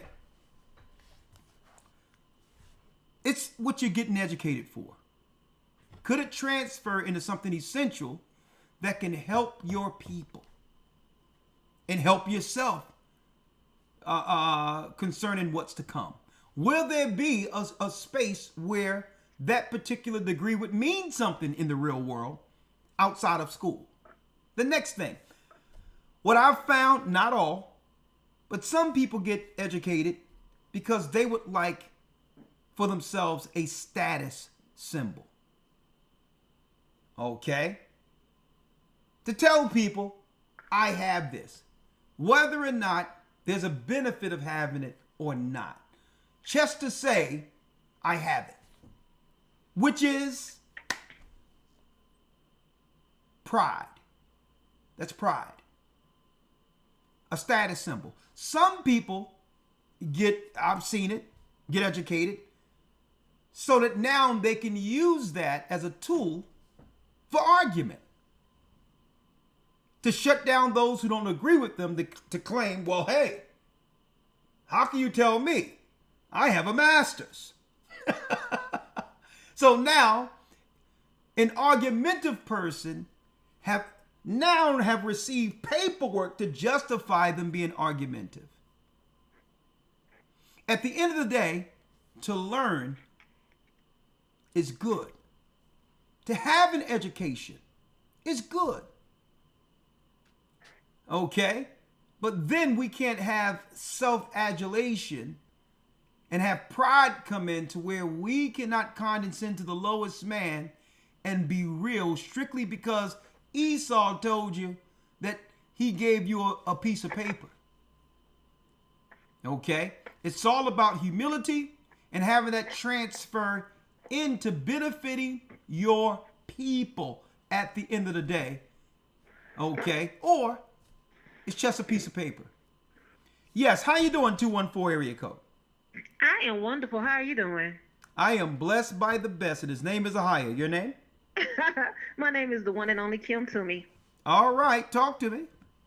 Well, first of all, I love your teaching. I love your style. I love everything from day one. I've been watching y'all probably about 2 years or something like that. All praises be to the And I Most pray High. I pray God blesses everything your hand touches.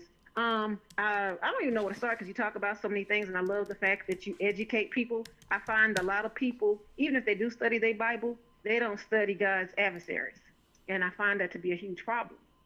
Because how can you prepare if you don't know? You know, the Bible talks about how Satan's going to warn you. He's going to tell you what he's going to do, so his children can prepare. But how are you going to prepare if you don't know his adversaries, right? So, All right. example, I work in Hollywood. So, example, right now, a lot of stuff that you see, not just now, but even in the past, we have this thing called crisis actors. That's what you see going on in Hollywood right now. Hold up And now. people Really really hey, listen, I'm going to give you all the time you need because you're rolling it off the tongue right now. So you work in Hollywood. What part of Hollywood? What you do in Hollywood? I work with celebrities. Yeah, I work with celebrities and my clients. Yeah. 20 Celebrities years now. are your clients. What is your occupation without putting yourself out there? I really don't. I'm a woman of God, so I really don't do titles, to be honest with you. So, I But call you myself do a work celebrity with broker. with celebrities we know currently. Yes. Yes, sir. Okay, so you said in California. Are you in California? Oh no, I would never. So are you never. saying that what you're witnessing in California right now are crisis actors? They're called crisis actors. Yeah. So what they do is you have George Soros is one of them example, and what he does is they recruit all kind of people, immigrants to college students, and what they do is they offer to pay stuff so they can pay you cash. They can wipe away your student loans. It depends on what the gig is, you know what I mean? If it's big enough, they'll pay your house off. It just depends on what they want you to do. So the Bible talks about the end time deception, and this is a part of it. And I be trying to wake people up, and people so sleep, like it's crazy. Example, even the stuff with Elon Musk and Trump. If you go back and watch The Simpsons season 30, everything you've been seeing with Elon and Trump is already played on The Simpsons in season 30. Like everything is deception. And everybody's still watching the news, and they caught up. I'm like, I need to turn the TV off. Okay, hold up. This is Hold fake. up now. You're speaking fast. Let's go back to the crisis. Sorry. Let's go back to the crisis actors. Uh-huh. So you said you work in Hollywood, and what happens is they'll let immigrants in and give them money or pay off debt to college students if they're willing to go out and create anarchy. Yeah, they do that with everybody. It could be a celebrity. It could be an influencer. I mean, example, let's use COVID. They pay the celebrities to say, go get the COVID shot. Oh, well, listen, allegedly. No, Because, it ain't allegedly. That's no. Listen what I'm saying, though. Oh. Because YouTube don't like when I say COVID. Oh, okay. They'll send the Sentinels. Oh, they got like 1 billion eyes on my channel waiting to just stomp it. Yeah, All my right? name is Kim, not Karen. I be out here in the streets. I be telling my Hollywood what I'm talking now. They all used to it because I'm not scared of nobody. But Oh, I'm not scared of anyone, but I love. No, I'm talking about just. I love the yeah, reach. I love the reach of this page, though. This Right, page I is the got tool you. to get to so many, or you wouldn't be on the phone with me right now. So I want to keep it. Yeah, I got you. I can't say what other people say. Unfortunately. I got you. I got you. And for Yeah. some sister, and for some reason, Mm-hmm. they must have just put the stop button on this channel, right? Because how long have we been at 130,000 subscribers here? People, I mean, they've just stopped showing my subscribers. Well, they call it shadow banning. So they probably did. When you have certain hashtags, I don't know if you've heard, but you know they're about to. Have you heard about the Noahide law? The what law? It's called Noahide law. Oh yeah, I know about the Noahide law. I know how they're Okay, going to try so- to implement it as an international law, Well, and use it's already implemented. Trump is a part of it. All of them are part of it. They already got their hashtags and words you can't use, which is Yeshua, Jesus, and stuff like that. I don't know if you heard about the Temple Mount, but they announced that they're going to start building the third temple by the end of the year. So this is about to happen rapidly. People Okay, are well, so sleep. well, if I trust your expertise on the way you are in Hollywood and understand that, but don't go for the old. We're about to build a third temple. They've been talking about. They said that I didn't. I get the Temple Mount news. I'm a member. Okay, well check this out. They've been talking about Uh-huh. they've been talking about this Temple Mount for 40 years. No, I agree. All right. Well, thank you, I agree. sister. And I appreciate it. Do me a favor whenever you can, so that we can talk about some of those interactions that you would have with celebrities and what's going on, because you may have some insight of how they deal as far as their ritualistic Canaanite religions and all that. But I'll talk about that separately. Do me a favor, text me your name and say you're the one who deal with celebrities, and I'll talk with you we'll talk offline to probably have a text different. you at this number. At this number right here, we'll have a discussion offline to discuss a future broadcast. All right. Okay, that sounds good. You have a blessed evening. Thank you. And you know what? Bye-bye. Thank you. Uh-huh. You can hang up. I got you, sister. Okay, thank you. Bye bye. And she wasn't nervous, and it's a blessing to hear sisters and brothers who's in the know, right? Who have their head on straight and understanding the war we're in. So that's a blessing to hear. That's just a sharp. 864 area code. Hey, Elder. Yeah. Can you hear me? And let me put this 864. The reason why we don't go for that, they're building a temple in Israel type of thing, that has nothing to do with Christ's prophecies concerning him coming. Everything they do with that temple is to actually feed into the Jesuit lie that a third temple must be built in Jerusalem before Christ returns. That's nowhere in the Bible. So they're feeding into the Jesuit lie to throw Christians off, to look for something that Christ never said would happen. Okay? Ignatius Loyola and Roberta, two Jesuits in the 1600s, came up with that garbage doctrine. And ever so often, Christians and Jewish people will put something out there to throw Christians off. The elite would throw that off there. Yeah, we're about to build a temple, which is a self-fulfilling prophecy outside of what Christ said. They'll put it out there so that they have Christians looking for something that'll never happen, while they're implementing the mark of the beast right up under your nose. Okay? Where did Christ say he'll return, a sign of him coming, is when they build a third temple? They misinterpret Paul's teachings, lying on Paul. Okay? When it says they're in the temple of God, sitting in the temple of God, saying they are God. They're already doing that. You got the people in our homeland. They've already fulfilled that scripture. They're already there. They're sitting in the temple of God, claiming to be the people of God. That happened in 1948. The temple have already been built. It's them over there, wrecking shop. How you doing, 864 area code? All right, how you doing, Elder? I am blessed by the best, and his name is Yeshaya. Mine. I just want to say I'm glad of how you kept me, man. I got shot a couple months back. I don't know if I can say that. I'll just say. Oh PP. man, you can say that. What happened? How did you get shot? What was you doing out there? I was just working, and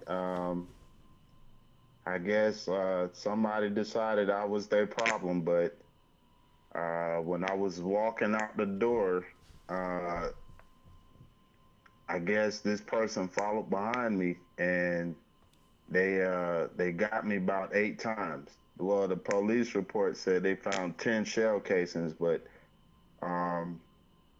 7 of them went into me, and 1 of them grazed me. Man, I'm so sorry to hear that. At close range, man. I thank the Most High that you're living, but I think there's some details here. Do you know the reason why someone would walk behind and shoot you? I did not know the person, so I don't know what was going on in their life, but they decided that I was the problem that day. And was there some online activity going on that you can probably relate it to? Anything? It's just a stranger? Yeah, it was just a stranger. I don't know this person, but I'm so sorry to hear that. Yeah, I caught four of those pellets in my arm. I'll say pellets instead of the B word. I don't care. You say bullets on YouTube. Oh, okay. I got 4 bullets in my arm, and it fractured my left arm, but I was trying to block my face and chest, and I might not have been here if I didn't, but I got 2 in my stomach and 1 in my leg, and yeah, this person was trying to take me out the game. Was it one of our people? It was one of our people who did this? I think it was a Hamite. I think he was African. Well, there's no way you would have known if he was Hamite or not, would you? I mean, he was a black. He could have been an Israelite. He seemed like an American because he cussed me out like an American. But when I seen the report, his name was one of them African names. Okay. So when you said he cursed you out, so there was some level of conversation that led to a confrontation? Yeah, he for some reason he decided he would start cussing me out, and you know, I was like, nah, I'm not that dude. You know what I'm saying? I let him know. He got in my face a couple times, but I didn't take it seriously. I didn't think he was brave enough to mess with me because I grew up fighting. So okay, you know. So now we get into it. It seems like he was seeking to instigate something with you, and you engaged in this confrontation, this verbal confrontation.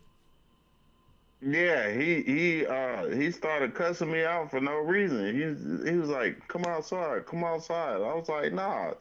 I'm like, you know. Hold up. So for a second, what started inside? I don't know. He just started cussing me out. So nothing happened. He just seen you out of nowhere and just came at you. I didn't do nothing to this brother. I seen him before, but you know, maybe he thought I was somebody else. But I've never spoken to him before. Okay, is he locked? Is he locked up? Yeah, he locked up. Okay, all right. Well, but brother, yeah. I'm sure. Listen, I'm sure there's some details that can't be explained here right now. But I think the Most High that you're healthy. I'm not talking about it because it's an ongoing thing in court. That's why. You know. I understand. You're talking around things because it's an ongoing scenario that you have to go to court with. All right. Right. So I'm just the biggest part is I'm glad God kept me, because when I was laying on the ground waiting on the ambulance, I ain't know if I was gonna make it or not. I stayed on the phone with my dad the whole time. I called my dad. I was like, "Dad, pray for me." Brother, I'm so glad you made it, brother. All praises to the Most High. The angels were there. You know what I mean? But you know, we maybe you're saying this to edify for our brothers and sisters out there to know, hey, Sometimes it's good to walk away. Sometimes it's good not to engage. It can be a death angel in the room. Sometimes, you know what I mean? It's like, listen, hey, it's no conversation here. Do not go back with a person, especially in these times where where our lives isn't worth anything in the world today. You could be left somewhere and they won't even investigate under certain circumstances. So maybe you putting it out there for our brothers and sisters to know that, you know, every scenario doesn't need a comeback. Sometimes we have to let it be, and it's in the scriptures too. Sometimes we have to let it be. I think like you were saying, with people going crazy after the jab and stuff. Like the month before, I fell asleep in the car. I was like door dashing late, and somebody came up to my window. They was probably trying to rob me or something, and they ended up, you know, shooting at me. A month before, I got hit multiple times. So I think it's the enemy trying to take me out, but you know, I'm trying to stay a million miles away from trouble, brother, man. This is the advice I can give you. Once, okay. Twice, you have to watch how you're walking and interacting with people. It could be something that you're giving off that's leading to this, and if it is, it you know, I behoove you to fix whatever that is. I will hope I'm not it's not doing that. All right, I know. I'm just saying, if it's one time, but if it's two times, okay, I would look at myself and say, even though I probably don't know what I'm doing, but I'm doing something wrong with every time I'm between the crossfires, right? So I'm not blaming you, but I'm saying maybe there's something you need to look within yourself that could have you avoid these altercations going forward. All right, but I'm glad you made it. All right. All right. God bless. Bless you, my brother. Shalom. Well, I'll take one more because we getting into the after dark zone. I'll take one more.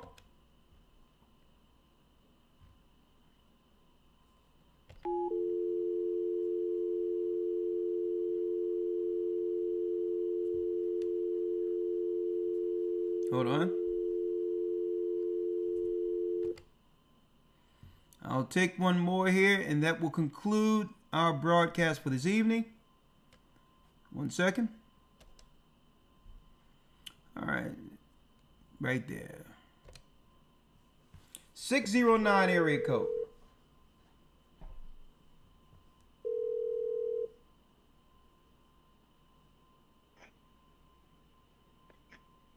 Nope. Yeah, that brother need to get up out of that area. I'll tell you that. 609 area code. We're calling. You left a message?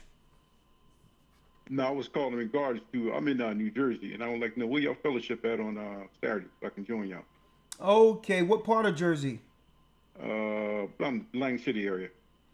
Atlantic City. We have two separate churches. Let me see here. Let's see.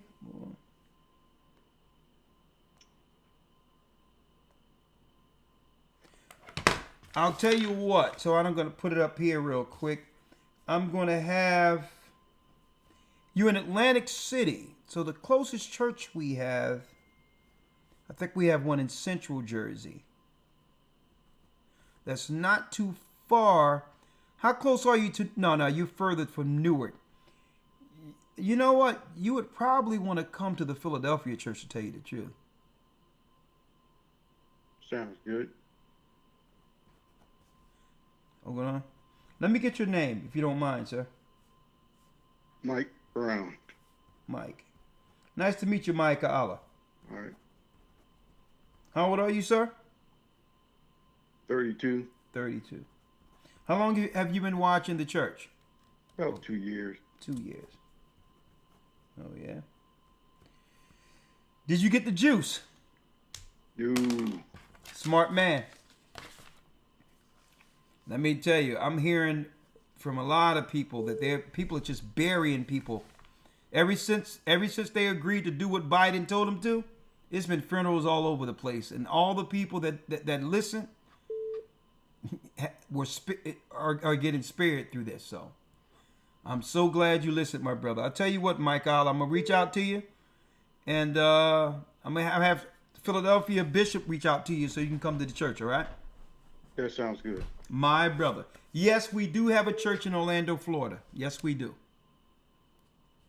Last call for real. Every since they agreed to do what Biden told them to, a lot of the general all over the place. And all the people that listen. Yeah, Cedric. Yeah, this is Cedric. How you doing? I'm doing well. Can you mute the YouTube? Hope y'all notice how I can strategically talk around. Philadelphia Bishop reach out to you so you can come to church, all right? Can you turn down the volume on YouTube, sir? Yes, sir. It's down. All right. Y'all notice how I've learned to strategically talk around that whole Jim Juice thing, but still follow the rules concerning, YouTube guidelines. I got strategic. I know how to talk around it where people understand what I'm talking about, because I really want to warn the people what I'm gonna tell you, because the people that were in the mind to do that will be the same people taking the mark of the beast when it comes. Straight up. They're going to roll the same thing out, and the same people who are stomping 10 toes down will be the same people lining up to get chipped. Watch what I tell you. Wow. Talk to me, Cedric. Yes, sir. Hey, good lesson tonight. All praise be to the Most High. Right, we were bracing, understanding that this beast system is going to be instituted, and it's amazing. Also, how they're trying to deregulate any attempt from this level to fight back against AI, and this is in the economic plan that they're trying to pass through the Senate now. I'm also seeing stuff on YouTube, about people across the board, making a stance or making our history, and what my thoughts are is with AI coming in, they can replace our history now, and if there's no regulation for it, then they can totally rewrite history. So when we go to history now, it's because they're getting rid of teachers and all of this. AI is now the thing out there now, the source out there for the truth. So just interested to hear your thoughts, primarily on that, what they're doing, laws that they're trying to pass to prevent the states from fighting back against AI. And you know what? I'm glad you're mentioning this, because I want to have another broadcast and ask the people, knowing that all these occupations are going away, what thoughts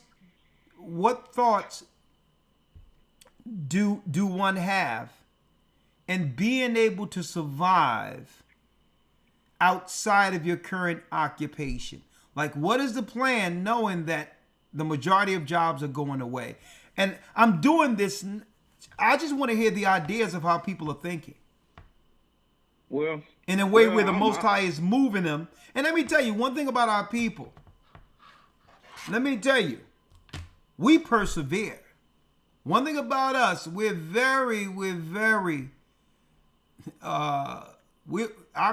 strong people. And we persevere and we adapt. And that's why, and this is because I want to learn a lot out of our people. When we're forced to kick in and figure things out, something different happens in the earth. And that's why I want to ask people, knowing that these occupations are going to go, what plans do our people have to actually transition through the new beast system without bowing to it? Right? And I'm sure our people will come with some serious, resourceful answers. And I'm going to have a show on that, because I really need to hear how our people are thinking. Yes, sir. Yes, sir. But go on. You got the last word. Well, I would say this: if we have been listening, and I know I've been following you, and I've been a member, and I'm an active member now. Praise in the the Most San High. Antonio body. if we've been listening in terms of our preparation, you've done a good job in giving us, breaking down prophecy in a way where we can react to it. And to answer your question wholeheartedly, hey, we gotta be self-sufficient, own an acre of land, own 2 acres of land, and then figure out a way how to, without creating expenses, solve our housing issue. How don't go out and get a mortgage. If you can do something cheaper where you can pay off in a year or two, I mean, have your house paid off, and then we got to stop being selfish.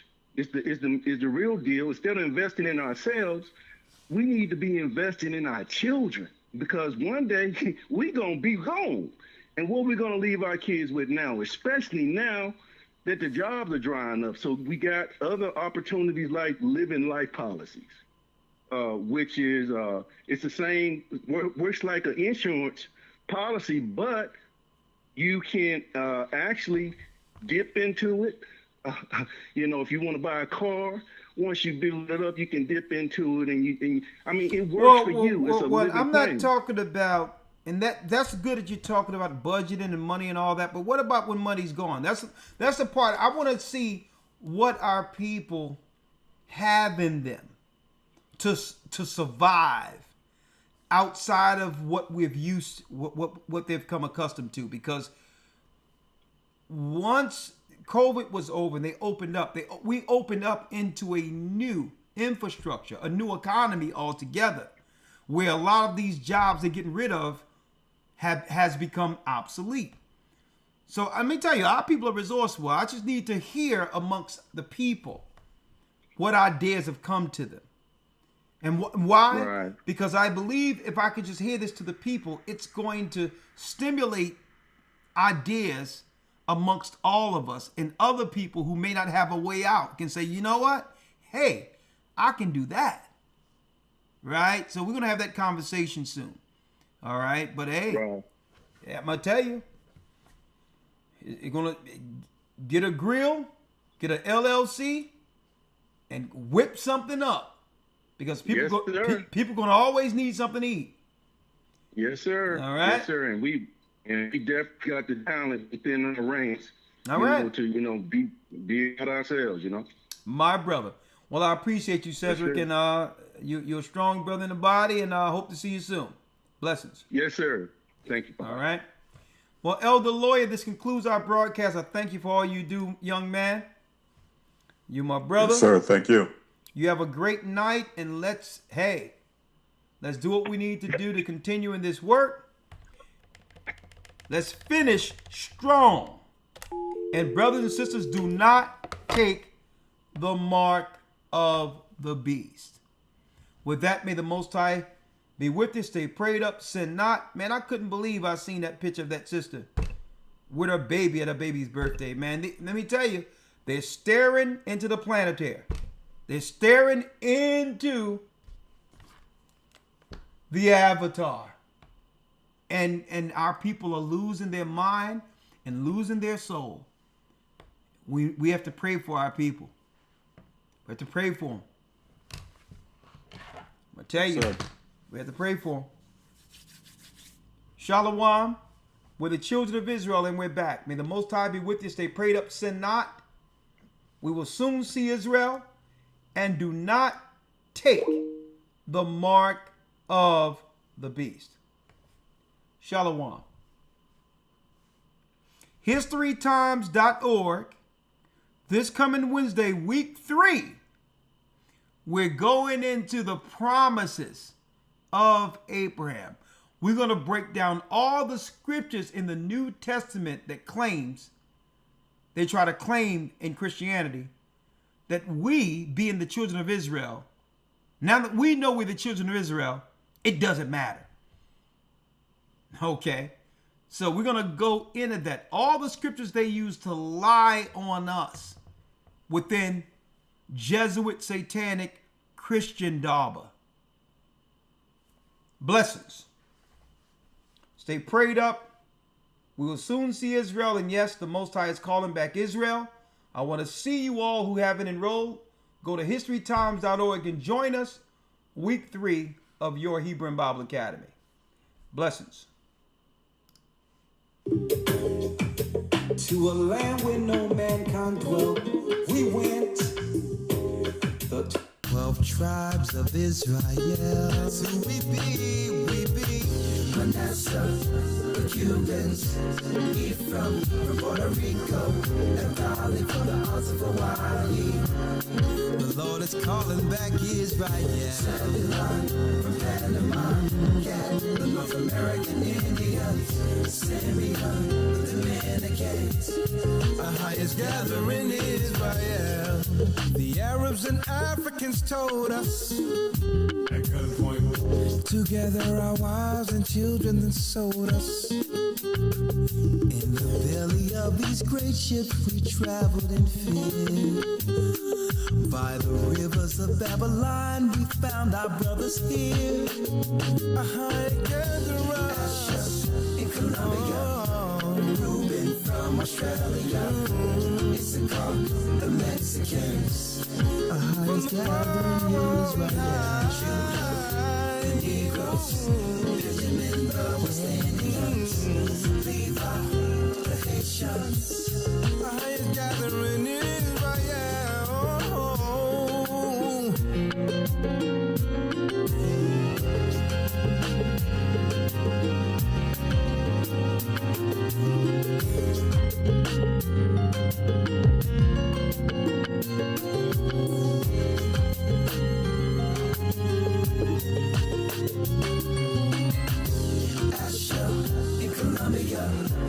Reuben from Australia, Issachar, the Mexicans. That's who we be Judah, the Negroes, Benjamin, the West Indians, Levi, the Haitians. Manasseh, the Cubans, Ephraim from Puerto Rico, and Valley from the hearts of Hawaii. The Lord is calling back Israel. Zebulon from Panama, Gad, the North American Indians, Simeon, the Dominicans. Our highest gathering Israel.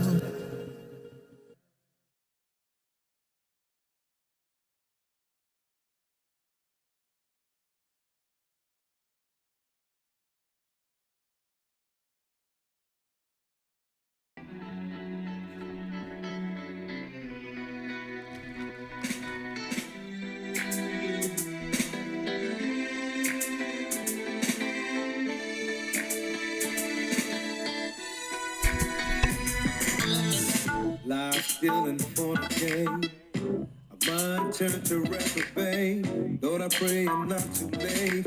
Show me to the water. I'm tempted left and right. So there my heart sees the light.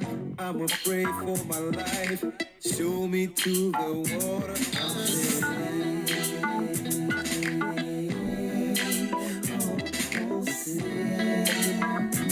No, I don't like the sin I'm in town.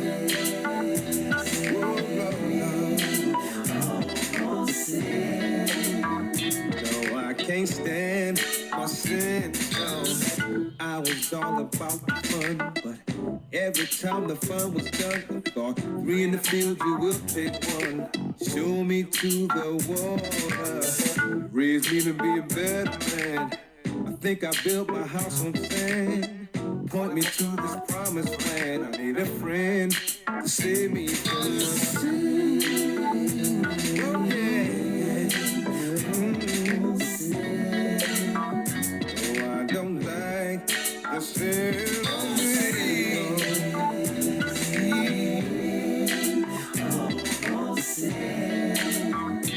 Oh, please take me to the water.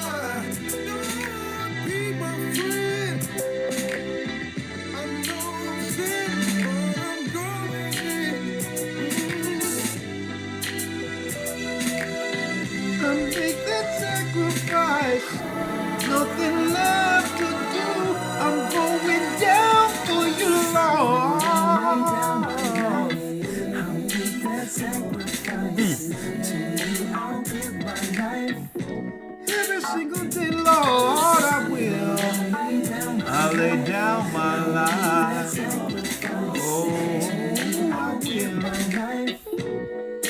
Take me to the water. Come on. Take me to the water. Lord, I lay down my life and make that sacrifice. For you, I'll give my life. Take me to